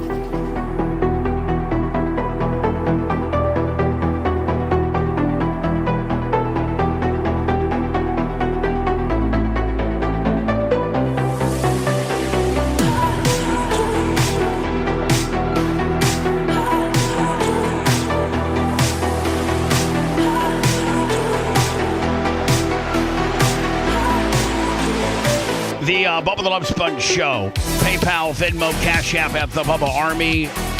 Go to our YouTube channel if you could, please, and follow or subscribe or get a notification so that you get a heads up when we put some new stuff up there. Seth is right, man. There's just too much meat on that Gene Lasker bone that we're leaving, and we need to do some more stuff with Gene outside of the show because he's just, so shot out of a cannon in so many different ways, including the phone call I got 2 days ago. Tim Albright, $10. So, Gene, what were you before you called me? What were you told? What was what was your concern? What did you hear as to why you? Because you called me. That something was going to happen frantically on Trump's birthday, which is Saturday, which is Father's Day. No, which is Saturday. Okay, Saturday. Trump's birthday is on Saturday, which is also the 250th birthday of the United States Army, which is the day they're going to have the military parade in the District of Columbia, Washington. But the military parade is really maybe not a parade. Okay, so this is what you were told? Yeah. So maybe it ain't a parade and he's going to do something crazy. And he's going to make a name for himself, go down in history, and we might lose everything for 10 days, like, do a blackout for 10 days. Now, who told you this? Or does it? I guess it doesn't matter. Doesn't matter, but mainly Sarah. Okay, so your wife. So she's telling me hold on. She scours the internet more so than you do because you don't scour it at all. No, she's a computer wizard, man. And she tells you what you need. Your wife tells you what you need to be, worrying about. Right. Or what you need. She said, she goes, listen, if we have that, I know we got the generators, I know we got water, you got us all set up for that, but shouldn't we take some of our money out of bank? Because, if they shut the banks down, what happens if they steal our money? What do you want? You might want to get some money out, or just at least get some money out so we have money. If we got plenty of food, we got plenty of water, we got plenty of everything. But we might need some cash. But just get some cash out. So Tim then Albright, $10. I'm kind of worried. I'm thinking, man, I got a handful of money in there, man. I usually just keep it in my safe, but it's in a bank, and I'm going like, maybe I should take it out. That's Tara, why I called you. Tara. Tara called the other day. We're supposed to be going to dinner soon. She loves you. she really respects you and your wife, and she's a great person. Anyway, your wife alerts you. Right. So hold on. Let me just go ahead and just kind of backtrack a little bit for those that are going at home. Your wife is reading things on the internet. She's very much internet savvy, and she has determined that there's scuttlebutt or rumors or various things that are saying that the 250th birthday of the U.S. Army, which is Saturday, which is going to be celebrated by a U.S. military parade where we, drive tanks and Black Hawks and things like that. The last time this was done, I think, Lummy, was 1991. Yes. After a victory at Desert Storm or Desert Eagle or Desert whatever, whatever the war that George H. was part of. Norman Schwarzkopf led the parade, and Central Satcom was represented, which is here in Tampa. So the last time we've had a military parade was 1991 under those conditions, and those conditions were one of a celebratory type deal, and in our victory and in the Desert Storm, Desert Shield deal. Now you think, or your wife thinks, that she has seen scuttlebutt on the internet that said our military parade scheduled for this Saturday to celebrate the 250th birthday of the United States Army is not that. Might not be. Might be something different. And it also happens to coincide with Donald J. Trump's birthday. Yeah. That he's going to make a mark for himself. And so what would he do? I don't know. She didn't really know either, but it's like what are they saying? What are they saying? Sarah says that we're going to go into a 10-day, at least minimum 10-day blackout in the United States. Which proves what? It doesn't prove anything, but it makes you better be able to take care of yourself. Well, why would now this blackout is initiated and brought by whom? Who knows? Whatever we do wrong, whatever the military does. Who creates this blackout and why? I don't know. I didn't get that. When she starts telling me things like this, I listen, and then I don't want to know. I don't want to get mad. I don't want to get upset and drive and go do something to somebody that needs it. Well, gee, I don't think you need to be doing anything to anybody right now. Nothing's happened. Well, if it's the Chinese that's doing to us, then some of them got to go. What are you going to go target Chinese people in your community? I don't know. I just don't want to have to target. I know you shouldn't have to target, Gene, right? But the Chinese are buying us all out. The Chinese. They sent over 200,000 people over here to go into our universities. Yes. Why? Well, they're trying. Because they're taking over. We're gonna be China. We're going to be a Chinese flag. Just like Chris Cuomo. Is it Cumio? What is it? Chris Cuomo. Cuomo. Just like Chris Cuomo on Newsmax said that this whole rioting in L.A., this whole California stuff is bought. It's bought and paid for. Bought and paid for by China. That does go right along the lines of... But there's a couple of the multi-billionaire guys that are playing the game and helping China to make us not have any rights so they can run the show. I understand that. And that's what, Chris Cuomo says. And that goes kind of along the lines of what your potential belief might be. But I don't think that means, Gene, you go out and start taking it upon yourself to target Chinese people. No, I'm not going to target nobody because I have my family to take care of, but I'm not going to let them walk on me either. I mean, at what point would a Chinese guy walk on you? I don't know. Maybe he tries to buy my property.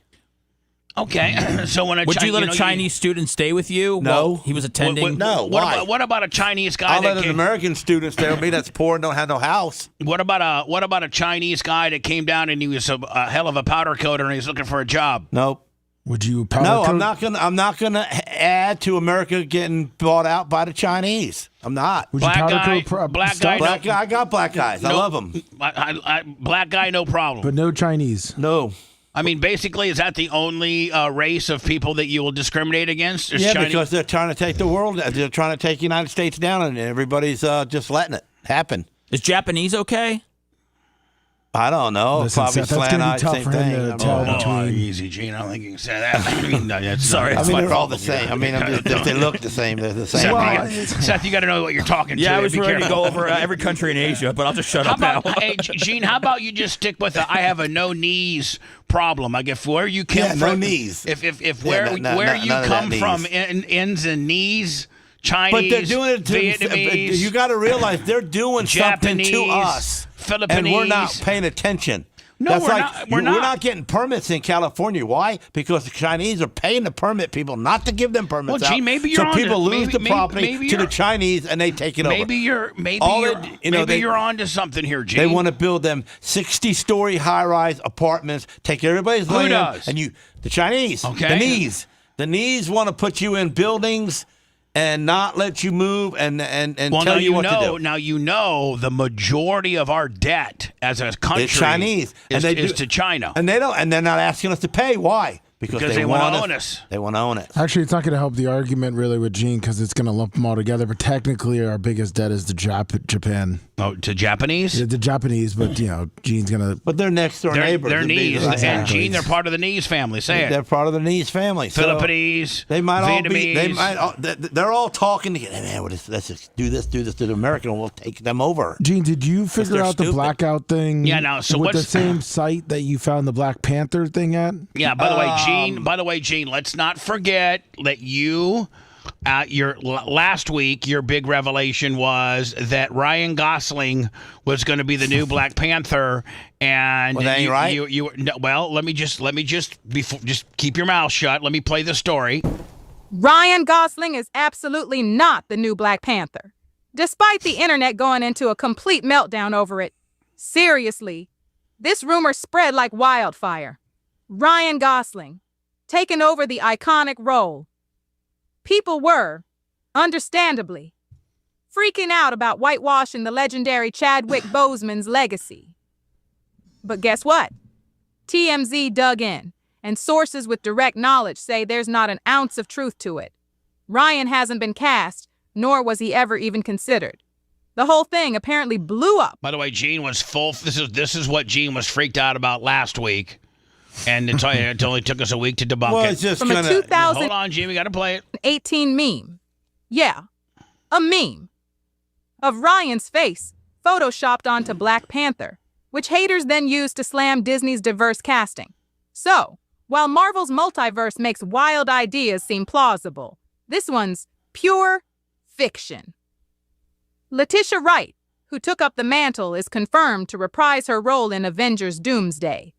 As for Ryan, he's actually off to the Star Wars universe for Starfighter. So, everyone can relax. The Black Panther legacy is safe. There you go, Gene. All right, good. So now, okay, how about it? Let's talk about my blackout deal.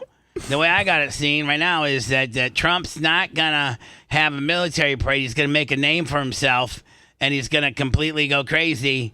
And see, so I just don't understand, Gene, where I don't either. I don't know what he can do. A military parade, kind of flexing our muscles on. Look at us. Where's the parade going to be at? Washington D.C. Right down the road from the White House. Right. And they're gonna have like like 1,000 Army guys and like 1,000 Marine guys, 1,000 Navy guys. Well, I should say personnel because there's men and women. And then drive some of our latest tanks. Down the road, and they have like the Black Hawk helicopters hovering over the deal, and then maybe the new F-30. I don't know. Maybe they don't deploy in Washington, and he sticks. He turns them all into China. He puts them all in all the cities with us doing the protesting and just smokes everything. Yeah, well, I mean, he can't do that, Gene. I mean, you can't use. I don't think you can use American military. Against American citizens. I don't think you can. That's what the national... They're not acting American. You mean the people that are protesting are not acting American? No. Well, most of them aren't American. So...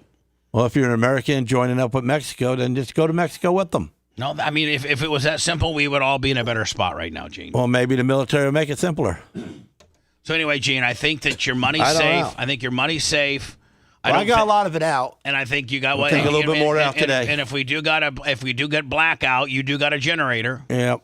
So you got cash and a generator, food and water. And my water's out of a pump, and three dogs.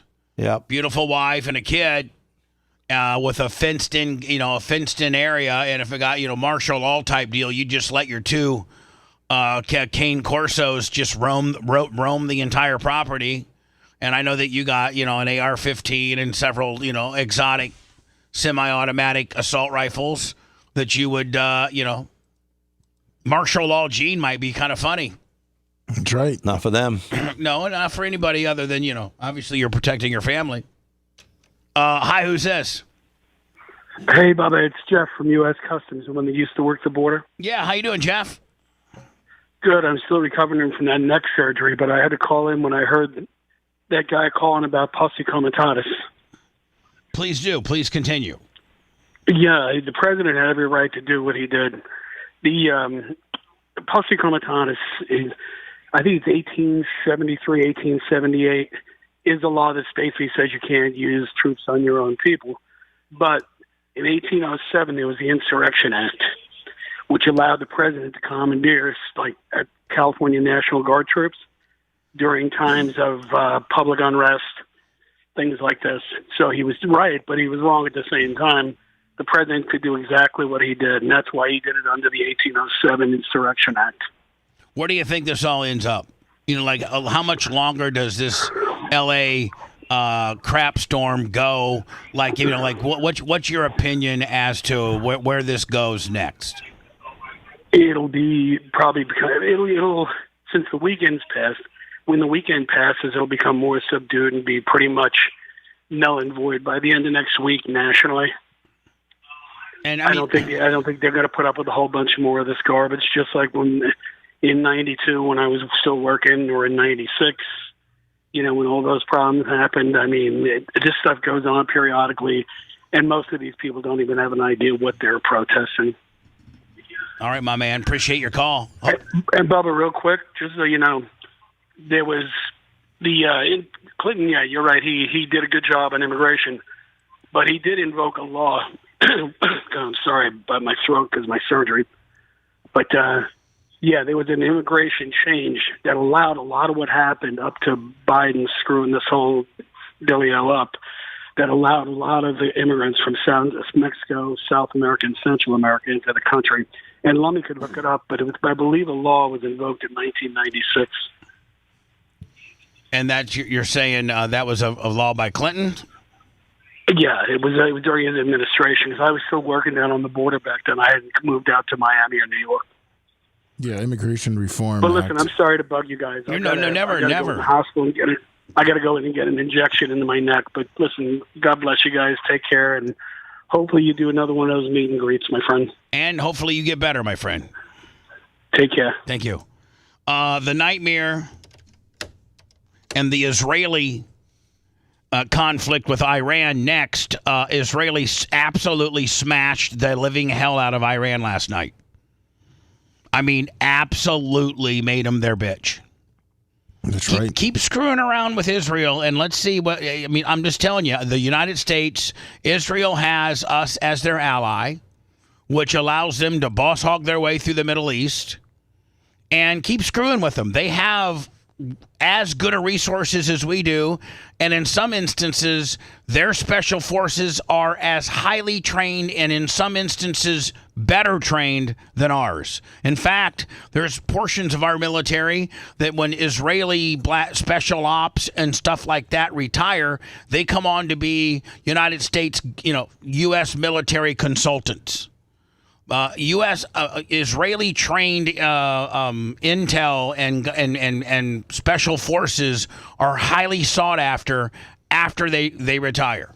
So I just don't understand with a country like piss ass Iran that's going to screw with Israel, because Israel doesn't take it.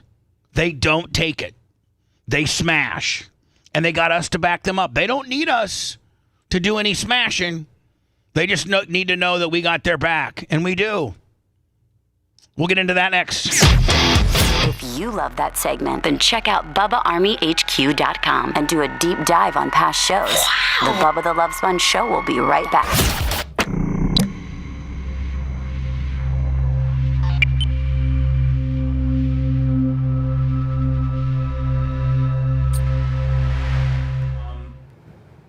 Tells Iran to strike a deal with them or the attacks will continue.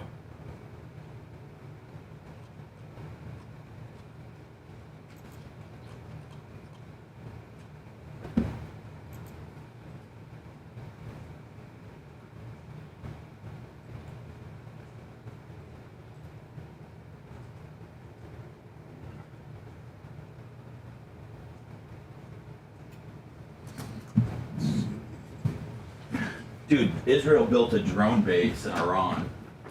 Unbelievable.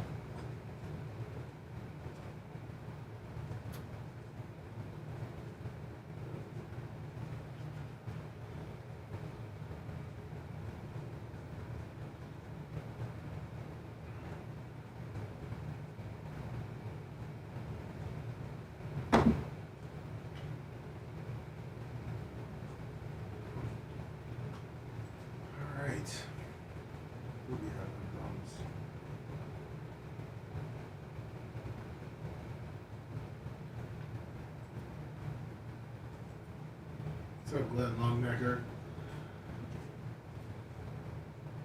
25 away for Gene and his thumbs. 25 away? Yeah. Ran late. No, you're going to be good. You're going to be good.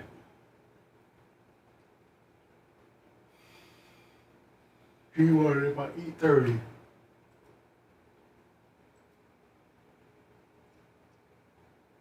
What's up, John Kostika?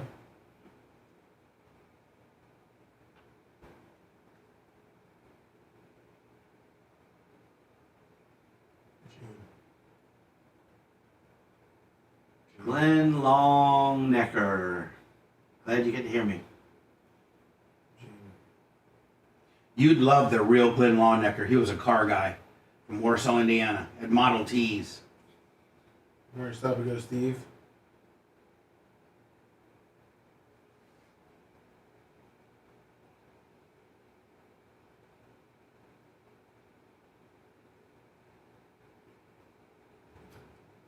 See the picture I sent you, Gene?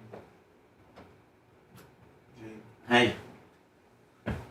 See the picture I sent you? Sorry, got what? I sent you a picture on your phone. It's just another day for you and me in paradise. Paradise. Phil Collins fucks. Fucks. Fucks. What's up, Poodle Ballin'? I say Phil Collins never would have been a pop star these days because he's just like a little bald guy. He's a little guy, isn't he? Yeah. He's not like a sexy lady. He's no Justin Timberlake? Right, exactly. What about him? Oh, he's just... Phil Collins is not as sexy as Justin Timberlake. I'm just saying Phil Collins got popular based off his skill, not his looks or his dance moves. Man, Chinese own a lot of California, boy. Look at Florida, though. Yeah, they own all around your place, Sponge. I heard they're buying up parts of Alabama now. Nobody. Park. What's up, Kabuki Jones? Alan Bowen? I know Hank Williams. All my rowdy friends are here on Monday night. You know he doesn't have a song bigger than that. Come on. Is that the only song you know from Hank Williams Jr.? What was that, Lum? Is that the only song you know from him? No, I think I know some others. I would just probably have to hear them. Because I couldn't name you one. Most of what I know from Hank Williams Jr. is about Kid Rock, referencing him in his songs about how they all hang out with Willie Nelson. Smoke a lot of weed. Hey guys, I got breaking news from Maverick 18 Wheels. Breaking news. He said Phil Collins is old. Breaking news from Maverick, Phil Collins is old. As dirt. Old as dirt. That's breaking fucking That news. is breaking fucking news. I did not know that. That's why I can't miss chat. What's up, Kabuki? Did you know that, Seth? I didn't know until he told me. Thank God. How about it, Gene? How about it?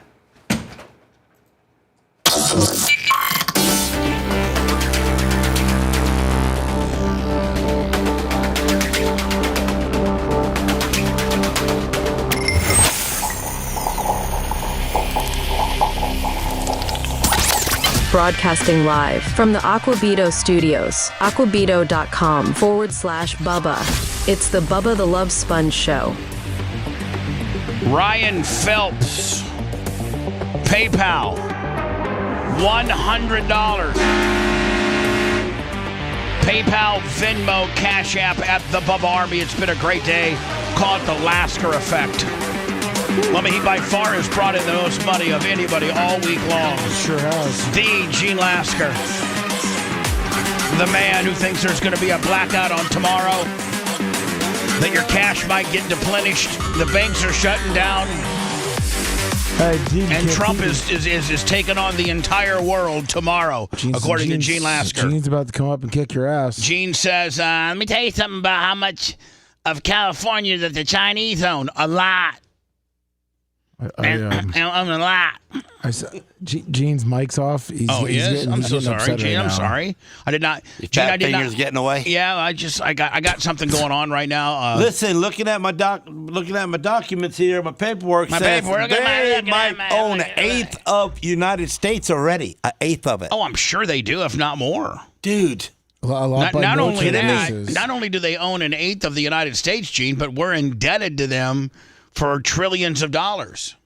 They're going to take over, and we're going to have to listen to them. Gene, we're never going to be alive for that. It's a good 20 years away now. It'd be more. You might want to get Coben, your son, up to speed on the knees moment. Chinese, Vietnamese, Philippines. The grandbabies, they're going to have, they're going to eat Chinese tell you something about food. my grandbabies. They're going to be Chinese next thing you know. I sent you the land that Gene was looking at, the Chinese zone, all the farmland. Yeah, own a lot of California. And they're going to own a lot more out there. So these are Chinese-owned farmlands in America. Yes. Oh, man, they own a lot in Central Florida. They got a whole Hawaiian island. Man. Look at that. Yeah. Do we own any of them? No, you're not allowed to buy. No, not even like a little secret piece that somebody secretly sold to us? They would secretly kill you if you went to go visit, yes. Oh, no. I thought I could get a nice little 3-bedroom by the Great Wall of China. You thought you'd get a 3-2 ranch right there on the water? That's what I was hoping for, yeah. To own the land and all. Right. No, I know. Hold on. Here's the deal. They do own a tiny share, it says. Seth, Chinese people can't own their own land. Right. Yeah, the government owns everything. Like you don't even own your own. Like you own nothing. 50 years from now, it's going to be the richest people run the world, and that's the way it's going to be. It looks like that's the way it's always been. China, but worse. I mean, you're not gonna have none of this. It just happened to be, Gene, that back in the day, you're not going to own any property. You're not allowed to buy none. The richest people in our country, the Rockefellers. And those people, they owned America. The richest Americans owned America. Well, we've been caught sleeping for a while, and these Chinese have come in and taken now what is believed to be an eighth of our country under the guise of Chinese-owned farmlands. But here's the deal. If you look at all the farmland that they own, all of it is next to some type of military establishment. Let me just start by Maine. They own a small little section in Maine, and just about a couple 100 miles is the Maine Maine Army National Guard. If you look at what they own, it looks like they own the most. Almost all the way around it. It looks like they almost own half of North Carolina. Yeah. And that's where Fort Liberty is based out of. If you look at Florida, they own basically all the land between Patrick Space Force and MacDill Air Force Base. So basically, Tampa to Melbourne, they own it all. Plus, they didn't. They own it. It looks like they own it all. There's a military base down south, the Homestead Air Force Base, that they didn't mark. No, but they own it. Yeah. Down here, down in the Everglades. So if we just go to California. They own a lot of California. They own a lot of California. They own a lot of Utah. They own a significant amount in Arizona. A little bit in Texas. Look at three little places. They also forgot, Lummy, that about right here is Grissom Air Force Base. Oh. So they, this is the Something's up. What's that? Something's up. What? Hawaii? Something's up. Hawaii's huge. Oh my God! They own out of Hawaii. On Hawaii, there's like 1, 2, 3, like four or five major islands, and it looks like I don't know what island this one is, but they own all of the whole thing. They own the whole thing. Whew. And the U.S. does own 380,000 acres of 380,000. Yeah. What do they own here, volume wise? Do they give you a number? They did. I'd have to Hi, who's this? Hey, Bubba, it's Dan from New York. Hi, Dan. And by the way, again, thank you to Ryan Phelps for the generous PayPal. Thank you, buddy. What's going on, bud?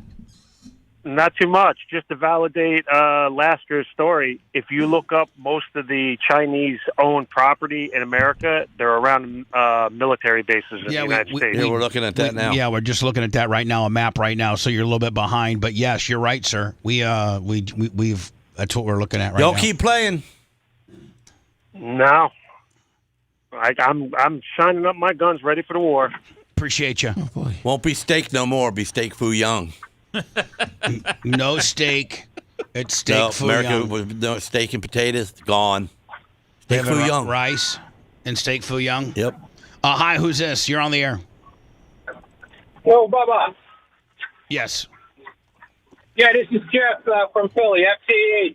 What's up, buddy? Hey, man, I was just thinking, man, maybe Lasker could do like a Alex Jones type segment about, turning the frogs gay and stuff like that on Fridays. I mean, Seth's right. There's a lot of meat on that Lasker bone that we need to carve out, and we're gonna start trying to do more things with Gene. Nothing happens overnight, so we'll strategize on what we do with Gene and do more stuff with Gene. He's a man of the people. He's a man of a lot of different things. He really is. He really is. And he thinks that the country's coming to an end on Saturday. We're going to have a 10-day blackout with the banks crashing is what Gene has been. And by the way, Gene called me on Wednesday, freaked out about this. Completely freaked out. I just called the main people in my life that I would listen to. Right. And then what did I tell you? And you told me everything was going to be all right, not to worry about it. Exactly. Hello. But I didn't believe you. Yeah. I didn't tell him what he wanted to hear, so he hung up on me. All right, thanks. And what happened? You called Lummy first, Gene? Is that what it was? Did I call you Lummy? No. Yeah, you called me. I just didn't call you back. Oh, no. Sorry. What? I called you about something else. Oh, you didn't want to tell me about the 10-day blackout? Yeah, he calls me. He goes, Thanks, Gene. I pick up the phone. Hello, Gino, what's up? Let me tell you something. With what's going on in India and everything going on, is there something I need to know about? I go, not that I know of. And he goes, well, 10-day blackout or banks are going to close. And I go, well, first of all, Gene, your money's insured up to $100,000 on the FDIC, so you're okay there. But if I got more than that in, should I take it out? I go, well, you know what? If that makes you feel better, yeah, go ahead. That's what I did. And so that was my, because, I mean, that's what he kind of wanted to hear. He goes, all right, thanks. And he hung up on me. Gene, do you have to go into the bank to get all your money? Is that? Yeah, I think you do. I want cash. Yeah. I just got to call ahead of time. And you did, right? Oh, yeah. Hello. Hey, guys. But going back to the Chinese takeover and all that, Rogan was talking about it in one of the episodes that he uploaded. I think it was over the weekend or like Friday.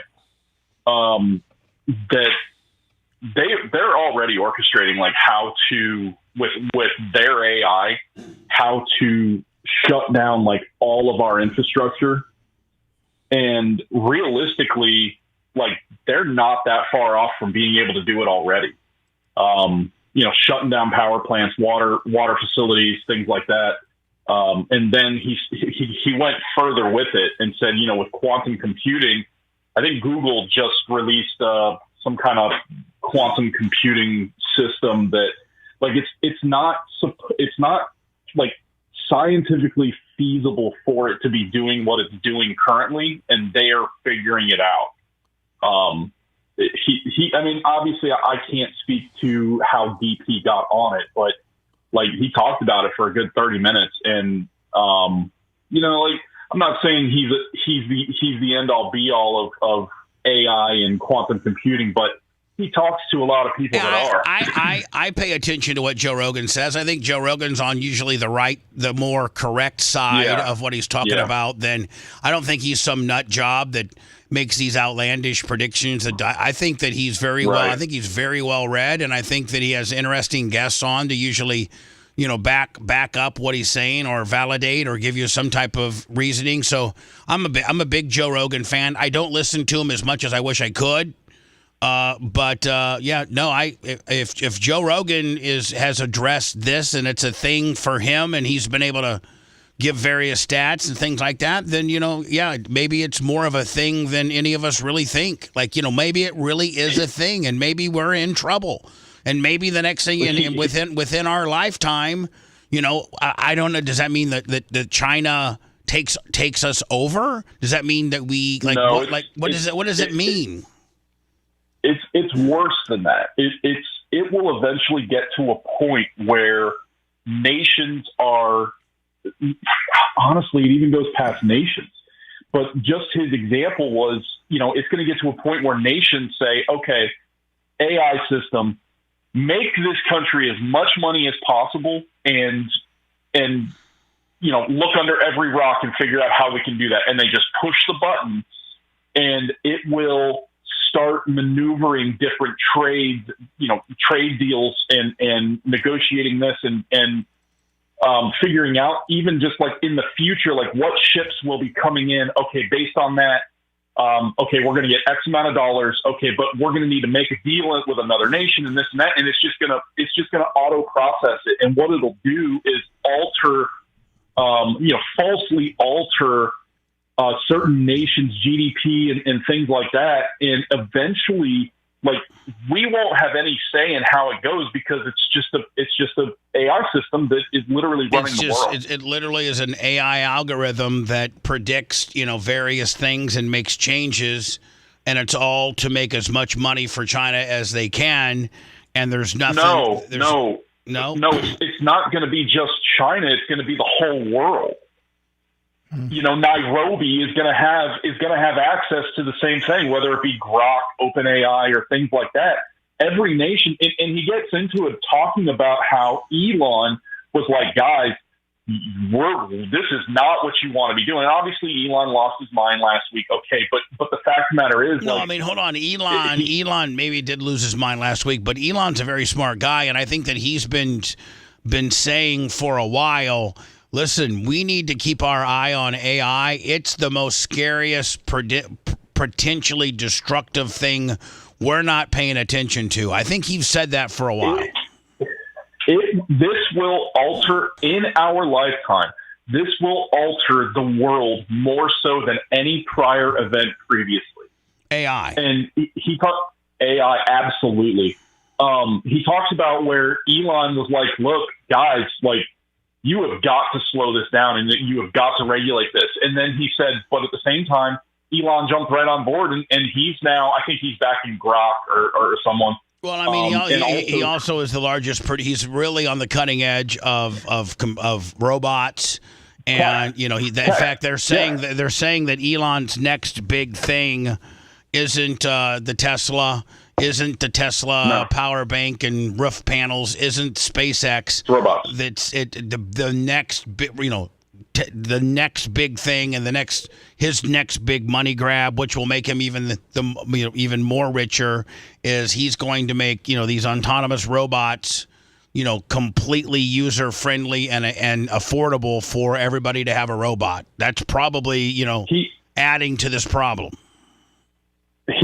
Rogan also talked about too that Elon was like warning about this and how it will absolutely change the world in like a matter of like less than 10 years. Like everything will be different eventually. But he said, even though Elon warned about it, he's still getting on board with it because he doesn't have a choice. We're either the nation that leads this, and it isn't necessarily China. There's a whole. Hold on. What if we're the nation that leads it? Doesn't that put us in the driver's seat? Well, that's the thing. Like everyone has to get on board with it, or that nation, or its people, or its government, or its manufacturing, or its shipping will be screwed. Period. Like this could be a very bad thing, and everyone's just hopping on board because we don't have a choice. Well, and we don't know. We don't know. This technology is way beyond most person's comprehension. And we don't know. Right. I mean, we literally don't have an idea of what this is in itself because nobody's talking about it. And the issue is too that all these AI programs, and there's like 10 major ones. All these AI programs are doubling their intelligence daily. When they originally tried to shut down the OpenAI. And behind the scenes, hidden from any programmers, it copied itself to prevent the programmers from shutting it down so that it had ultimate say. Look all this stuff up, man. Like, it's nuts. I don't want to. It scares me. I just want to make sure that my track's perfect for next Saturday night.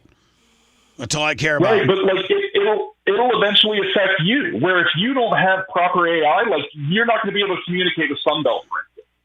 You take my Sunbelt communication away, I'm in trouble. Well, Gene will be on board. I know. Yeah.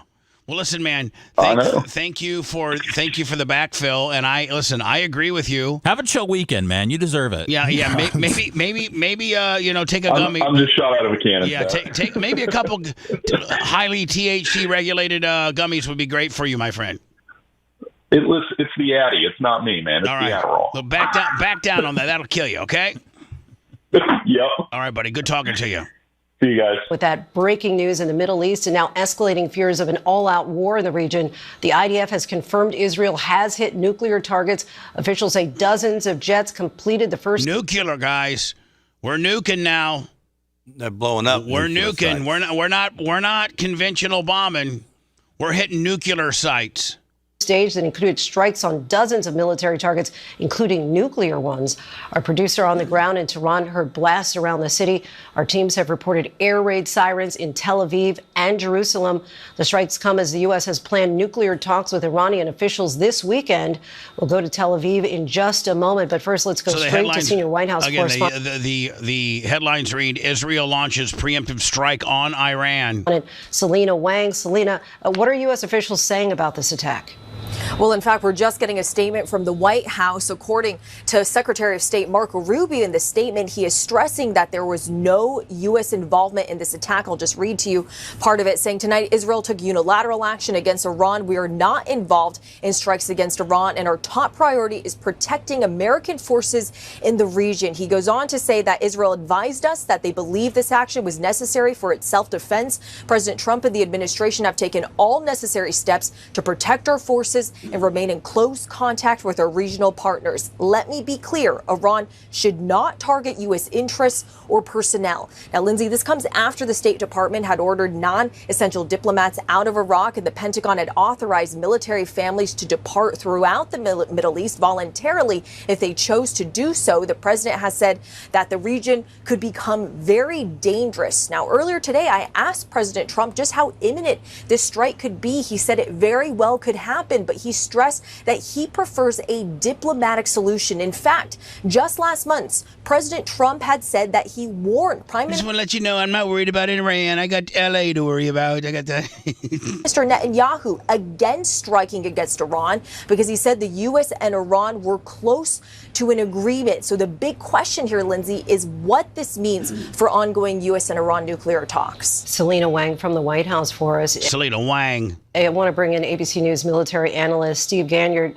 And now, didn't Iran do something recently to Israel to cause this? I mean, for the whole existence of time, probably, yeah. But the U.S. was over there trying to get them to sign a nuclear deal, and they obviously left. And then Trump came out and said that he thought that it was excellent. We gave them a chance. They didn't take the deal. They got hit hard, very hard. They got hit about as hard as you're going to get hit, and there's more to come, a lot more. Because they're not willing to sign a peace treaty or a deal to stabilize the region. So now we're gonna make them pay. I sent you the statement from Trump at the White House put out this morning. Oh, this is this morning? Yes. Okay. Let me get it right here for you. This is what I gave Iran a chance after chance to make a deal. I told them in the strongest of words to just do it. But no matter how hard they tried, no matter how close they got, they just couldn't get it done. I told them it would be much worse than anything now.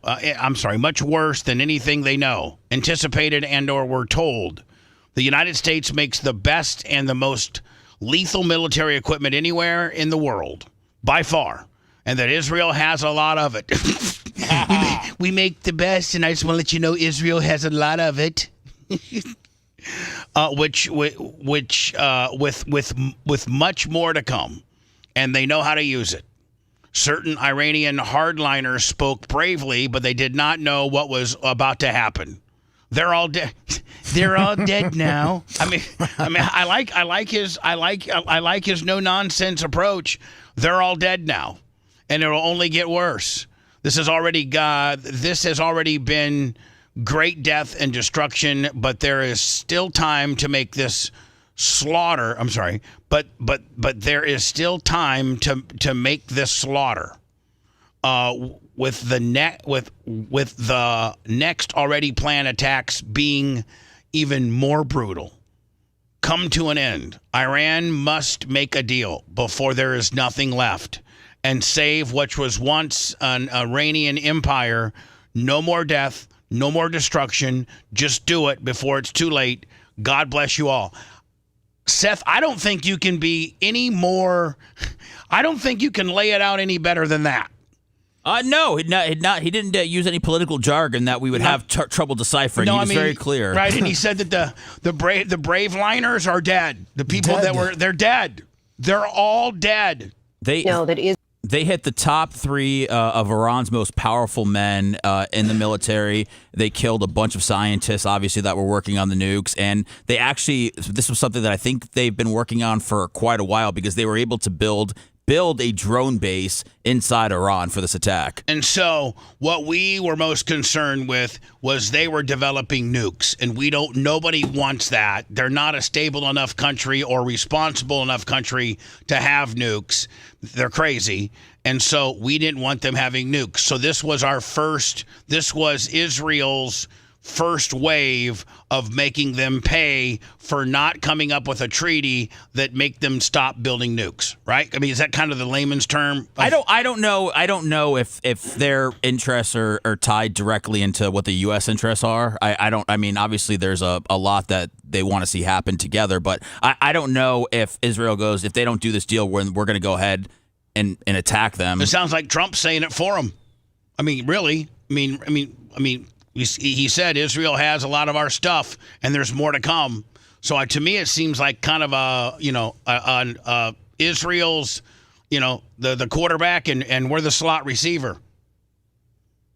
Yeah, Israel has been warning for months, if not years, that it might strike Israel. Why now? Lindsay, I think that they were fed up with the negotiations, that the U.S. was getting played by Iran, that Iran had no intent of giving up its nuclear program, and that they were going to push forward on enrichment and eventually to a nuclear weapon. And they have sworn that they would destroy the state of Israel. And so, so as they're developing these nuclear weapons, not wanting to sign any treaties to stop, their number one target once they get these, is Israel. They're not going to point them to anybody else but Israel. So Israel feels, okay, you wouldn't sign a treaty with the U.S. saying that you're going to stop. When you do, we don't know how far along the line you are of developing these. So we're going to get you. We're going to, whether you're really close to having them done or you just started, once you do get them done, in conjunction with not wanting to sign a treaty, we need to blow the hell out of you. And there's a lot more coming. Benjamin Netanyahu said, well, we went back in there in October and we took down all of their air defenses. They're working hard with Chinese and hold on. Working hard with who? What, Gene, working hard with who? He just stepped out. Yeah, he's out. Went back in there in October and we took down all of their air defenses. They're working hard with Chinese. Maybe there's something wrong. Maybe he's getting more money out of the bank. And Russian capabilities to rearm their air defenses. I mean, they're working with China and Russia to rearm their air defenses. They will not sign a treaty with us, eliminating or the development of nuclear weapons. Once they get nuclear weapons, they're going to blow them off into Israel. And Trump said that, everybody that, we're acting all cocky and everything are all dead now. By the way, they did retaliate with 100 drones last night, and they were all shot down. Israel's got that the Golden Dome. And so they're like Notre Dame, Lummy. They got the Golden Dome. That's right. This is the time for us to go in now. I think it's actually I think it's called the Iron Dome, but I'd rather make it Notre Dame. Before those air defenses are done. What's that? Trump's making the Golden Dome. Yeah, exactly. Because we don't think that the U.S. negotiations are going anywhere. We think that the U.S. is getting played. And Trump suggested earlier today that this could happen. He warned U.S. officials. I mean, man, all Trump's got to do is just feed Bibi all the weapons that he needs and let Bibi do all. Bibi can be the bad guy. Just let Israel just keep carpet bombing them with whether it's your stuff or our stuff. We'll just keep giving it to you. Just keep blowing it off. That they should leave the region. Is that likely that Israel tipped them off? And we're hitting their nuclear sites that they're developing. So that means I got to think that when you hit a nuclear site, you are releasing nuclear stuff, right? I mean, when you hit a nuclear site, I would assume, yeah. Yeah, I mean, what comes out? Nukes. That this was imminent. They may have given hints, but remember that frankly, the United States leaks like a sieve. And if there had been advance warning given by the Israelis, that puts their crews in danger. They had lots of aircraft airborne tonight. And so they're not going to give the U.S. the kind of information that might leak and actually put their folks in danger to take away that element of surprise.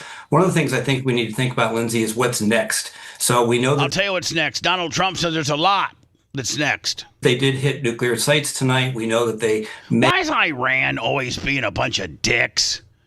Anytime, there's any type of story, with regards to Iran being involved, it's always about them killing people or blowing stuff up or being a bunch of dicks. Why can't they be cool? Yeah, they're just dicks.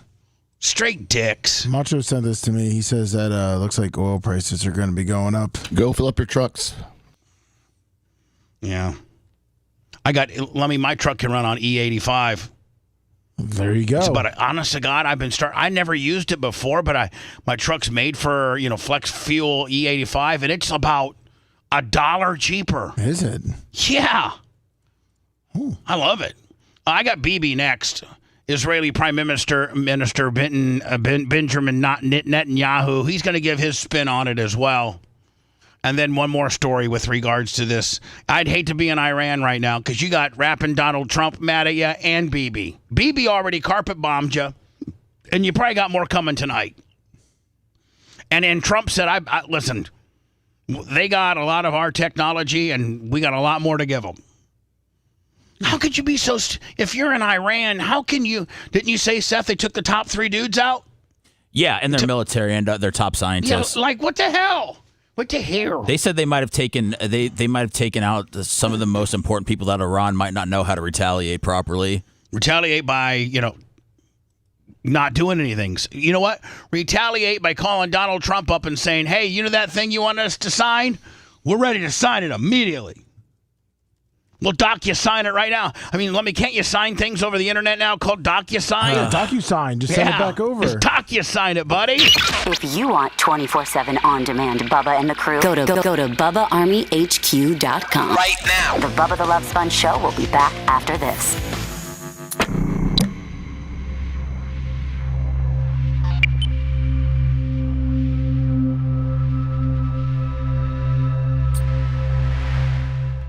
Maybe as it runs.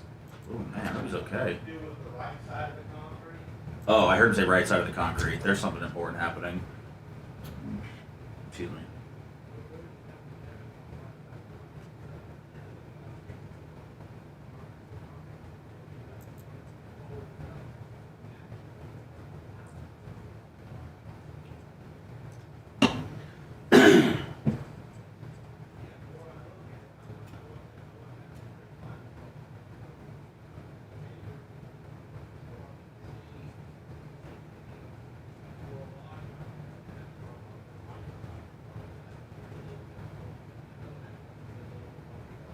I love the one thing that countries can hold over people's heads in life, and that is we have the power to completely wipe out your existence. Yeah. So be good.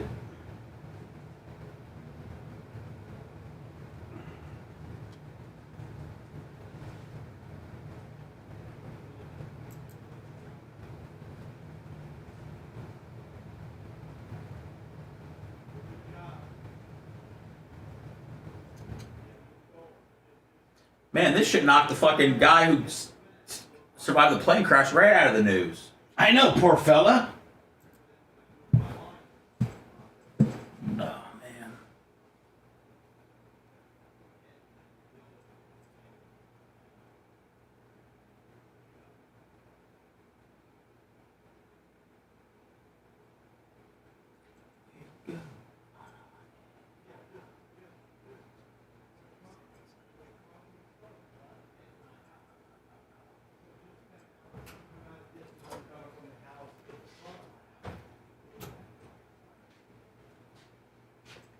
Is he okay? Yeah, he's building a bunker. Okay.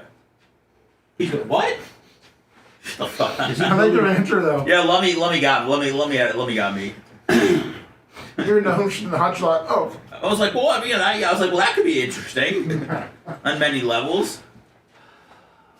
Sorry about that. What's wrong, buddy? I'm getting what up, Permagram? I got the concrete border like a curbing, 5 inches tall, 8 inches wide, like a curb. It goes around all my brick of my pavers around the house, so it delegates a spot between the house and the pavers to put the plants. You ever seen that? Yes. Yeah, I'm getting a lot of that done today. Oh, curbing? Yeah. Well, so from the front of my house, it's going to come out 4 feet to the pavers, and then down the pavers and back to the house, and it's going to isolate where the little trees and all the bushes are against my house.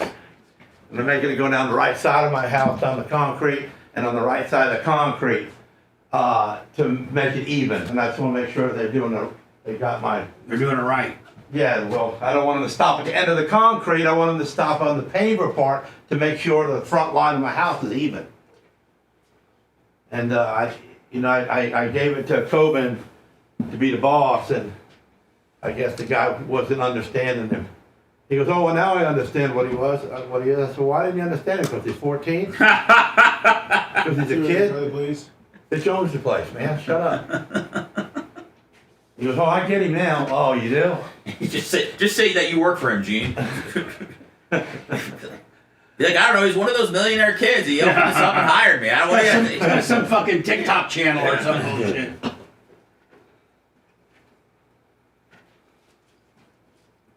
What up, Gooch? Have a good Father's Day, man. Not sure if there's any racing going on right now this weekend. There's tons of racing. I don't know. I'm sure there is. I don't know. I don't have the schedule. You know, fucking hope they win. Man, I'm ready for some scrambled eggs. There you go. I think I'm gonna Talk about a Waffle House. scrambled Get you some cheese eggs. There's a little Cuban restaurant right around my shop. What's up, there. boss? And them ladies cook good eggs. Yeah, she's 13, Permagrom. She's got kidney failure. Who's that? Oh, my dog. Your daughter? My dog. Oh my God. Yeah. Poor baby. But she's 13. Yeah, she's a long life. Yeah. We just had to put her sister down last year, who was 15. Man, I watched this thing on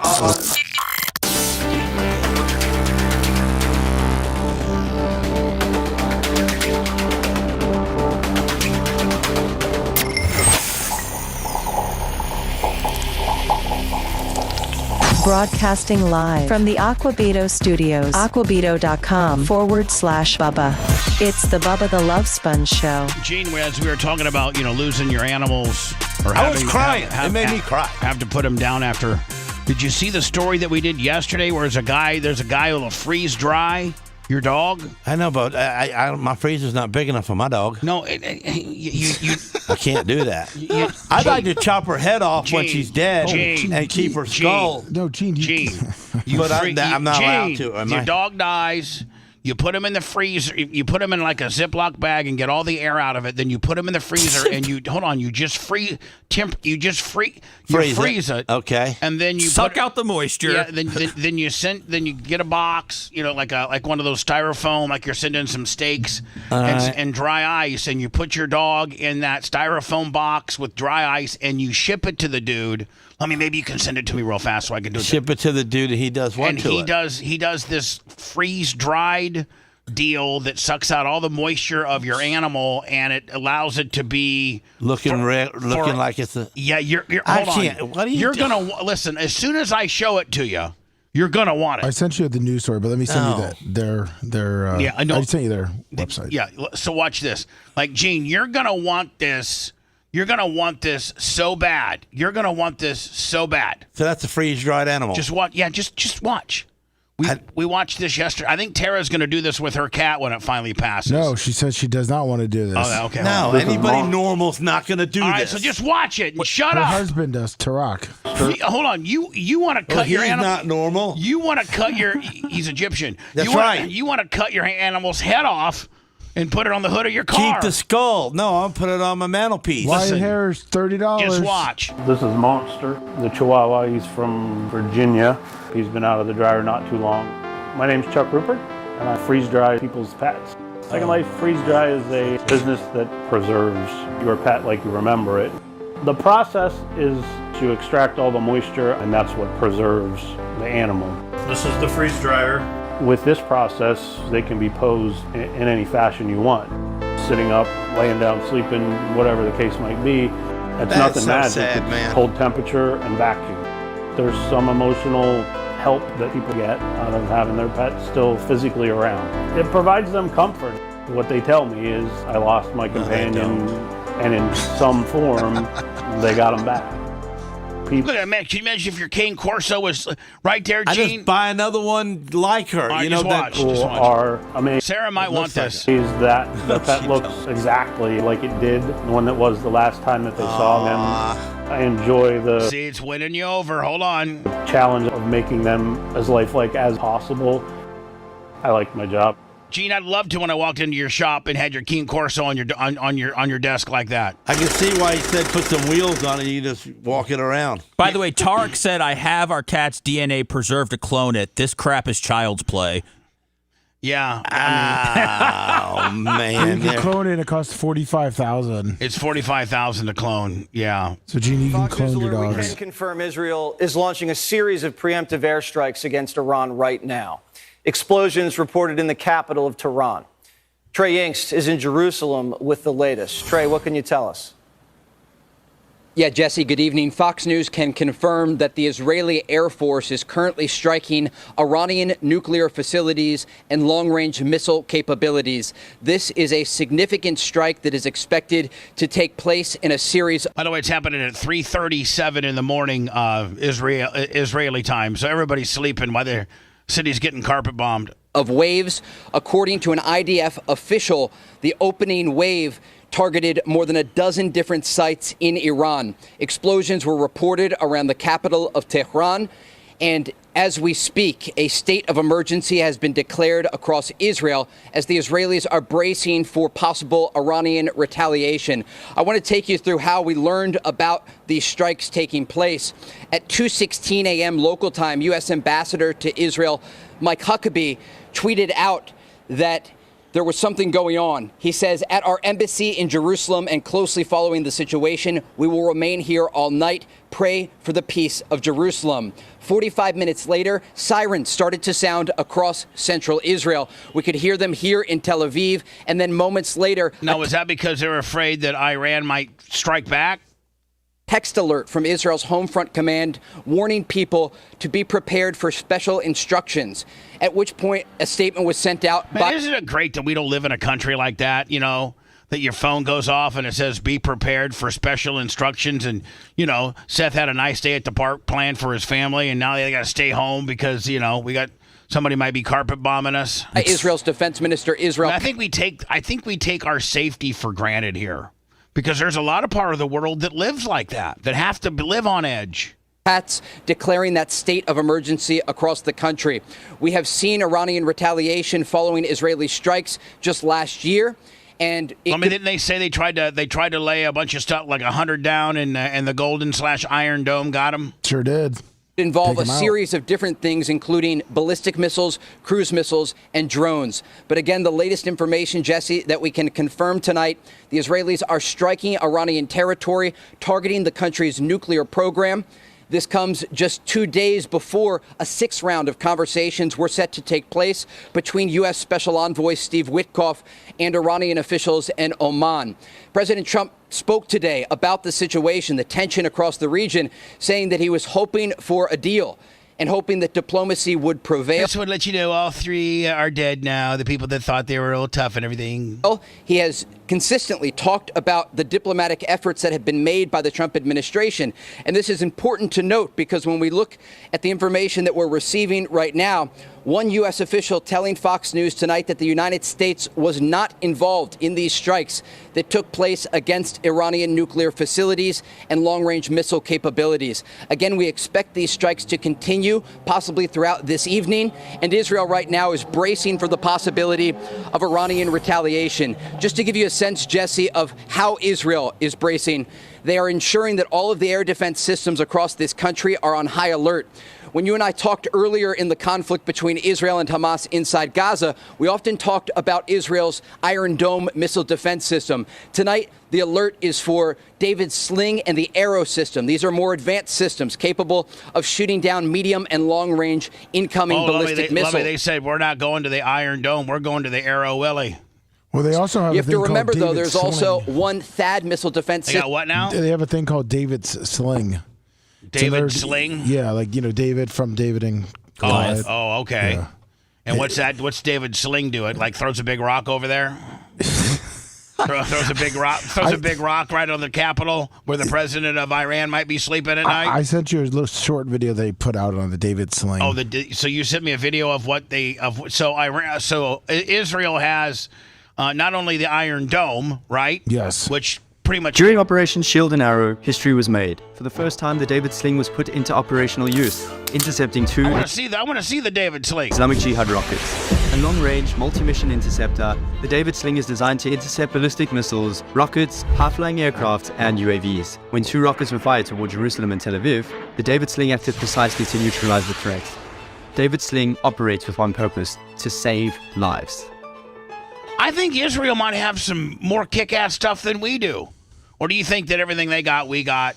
I think Trump's about to roll out the best of the best on tomorrow. Yeah, Bo, we're going to see everything that we got tomorrow. Right. Here's BB. Moments ago, Israel launched Operation Rising Lion, a targeted military operation to roll back the Iranian threat to Israel's very survival. This operation will continue for as many days as it takes to remove this threat. For decades, the tyrants of Tehran have brazenly, openly called for Israel's destruction. They've backed up their genocidal rhetoric with a program to develop nuclear weapons. In recent years, Iran has produced enough highly enriched uranium for 9 atom bombs. 9. In recent months, Iran has taken steps that it has never taken before, steps to weaponize this enriched uranium. And if not stopped, Iran could produce a nuclear weapon in a very short time. It could be a year, it could be within a few months, less than a year. This is a clear and present danger to Israel's very survival. 80 years ago, the Jewish people were the victims of a Holocaust perpetrated by the Nazi regime. Today, the Jewish state refuses to be a victim of a nuclear Holocaust perpetrated by the Iranian regime. Now, as Prime Minister, I've made it clear time and again, Israel will never allow those who call for our annihilation to develop the means to achieve that goal. Tonight, Israel backs those words with action. We struck at the heart of Iran's nuclear enrichment program. We struck at the heart of Iran's nuclear weaponization program. We targeted Iran's main enrichment facility in Natanz. We targeted Iran's leading nuclear scientists working on the Iranian bomb. We also struck at the heart of Iran's ballistic missile program. Last year, Iran fired 300 ballistic missiles at Israel. Each of these missiles carries a ton of explosives and threatens the lives of hundreds of people. They blow off how many? They blow up 300, he said. Soon, those missiles could carry a nuclear payload, threatening the lives not of hundreds, but of millions. Iran is gearing up to produce 10,000s of those ballistic missiles within 3 years. Now just imagine 10,000 tons of TNT landing on a country the size of New Jersey. This is an intolerable threat. It too must be stopped. That's all I need to hear. I think Trump should call off the military parade tomorrow and join forces with Bibi and just make it a parking lot. They've always been a pain in our ass. Iran has. Tell me one good thing they've done. Exactly. Just right off the top of your head. Do you think you got one, Lummy? No. What was dumb about? Because there was nothing that we could think of. Yeah, there's nothing we can. I mean, don't say nothing.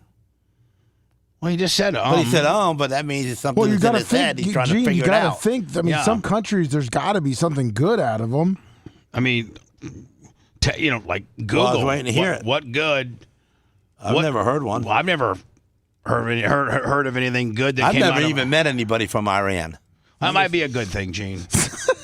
you get mad at your kid for having stinky shoes. I think you're a little bit. I mean, you got a little itchy trigger finger. All right, so I got a little bit. I got a little bit more on my 10 days. You got an update? Yeah, I got an update. So we'll take your update. We'll take your update in a commercial. So go ahead. Okay, so no internet, no news, no communications with anything other than local facilities. Stores are likely to close, lockdowns, but it has been discussed that they're going to try to leave the power on, but can't be sure. And that's the EBS broadcastings with a few vague directions. I believe the Persian cats are from Iran, Bubba. If those are a good thing. Persian cats like a regular animal? No, the cats that happen. In the cat world, Persian cats happen to be from, or they were derived from, Iran. The flat-faced cat. Well, the Persian cats, the real fluffy, real hairy ones. Yeah, with a flat face. Yeah, who cares about them? Yeah, they don't look like a real cat. Want to listen to the show on demand and on the go? Enlist today at BubbaArmyHQ.com. Sign up and start listening. The Bubba the Love Sponge Show will be back after this.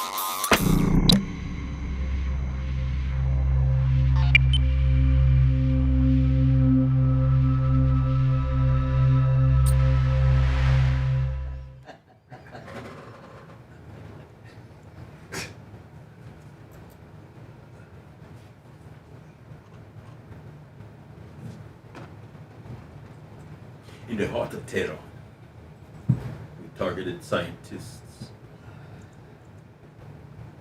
TNT.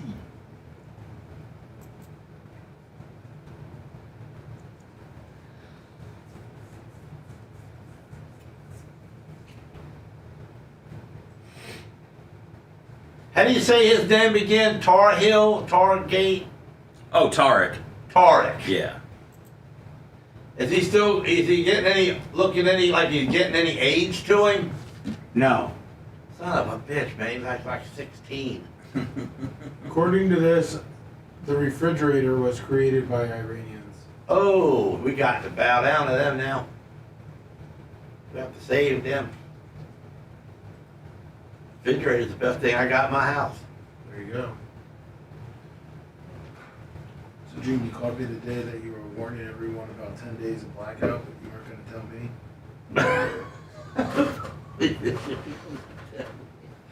I was going to say it, now, but I didn't really even mention the 10-day blackout to Bubba when I asked him. I just said the shit that's going on, with Iran and that. Are we jumping in? Are they going to, well, I don't know what's happening. I just noticed some weird stuff going on, and my wife is in my ear telling me to get money out of the bank. Reese and Jason, $20.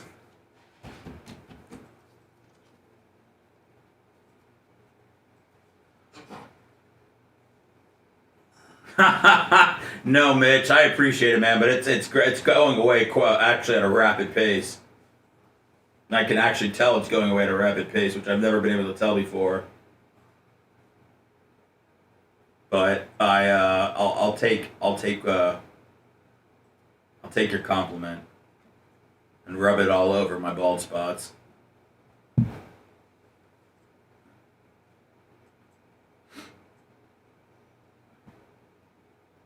But I am getting haircuts more frequently. Piggy Short Strider, I believe you. I mean, if they bomb Pearl Harbor, they'll do anything. Don't take them short of anything. That's the truth. I had a buddy who was, who when he was in high school, he had gray hair. And, man, never, almost like it wasn't even a thing. I don't think anybody ever really even mentioned it.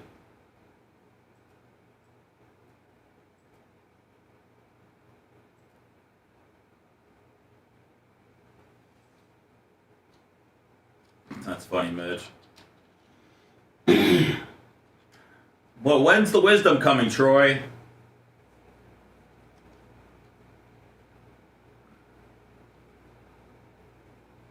Morning radio.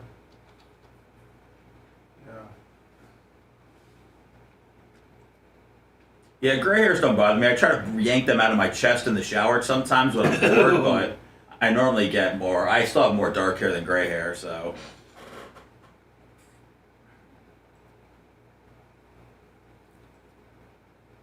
What a man, what a man, what a man, what a mighty good man. Say it again now. There you go, Glowbug. I don't wanna make anybody upset going into the weekend. Good DJ Brown, how are you? What's up to say, Redneck? All right, I can't wait to turn on ABC tomorrow for the parade. What is it, the UFL playoffs? Oh, shit. The Battlehawks versus the Gragnators, whatever they are. What the fuck's the UFL? That's not the Canadian League, right? The UFL. The Canadian CFL. Yeah, the UFL, the one that Rock owns. I don't even know the UFL. What do you mean? It's USFL and XFL merge. to the UFL. Oh my God, the XFL merged? Where the fuck? Where have you been? I thought they just went away. No, they merged with the USFL to make the UFL. Man, just quit with unless they make these teams farm systems for the NFL teams, no one's going to care. No, see, that would make a difference. That's the only way. So tomorrow, it's the DC Defenders versus the Michigan Panthers in the UFL Championship. So they're trying to really work a DC angle with the DC team being in there. Yeah, they're in the championship and they're playing in St. Louis. That's probably good. That's probably good.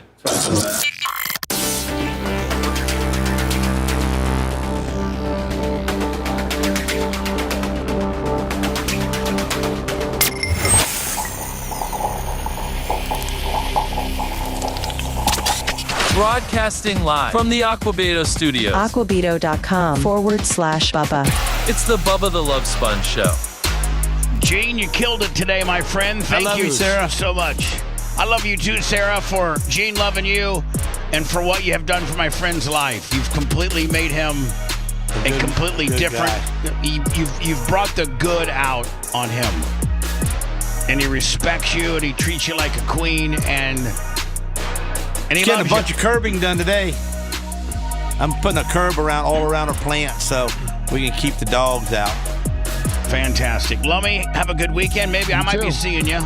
Yes. Seth Cush, you have a good... By the way, to everybody, notice how everybody forgets it's Father's Day?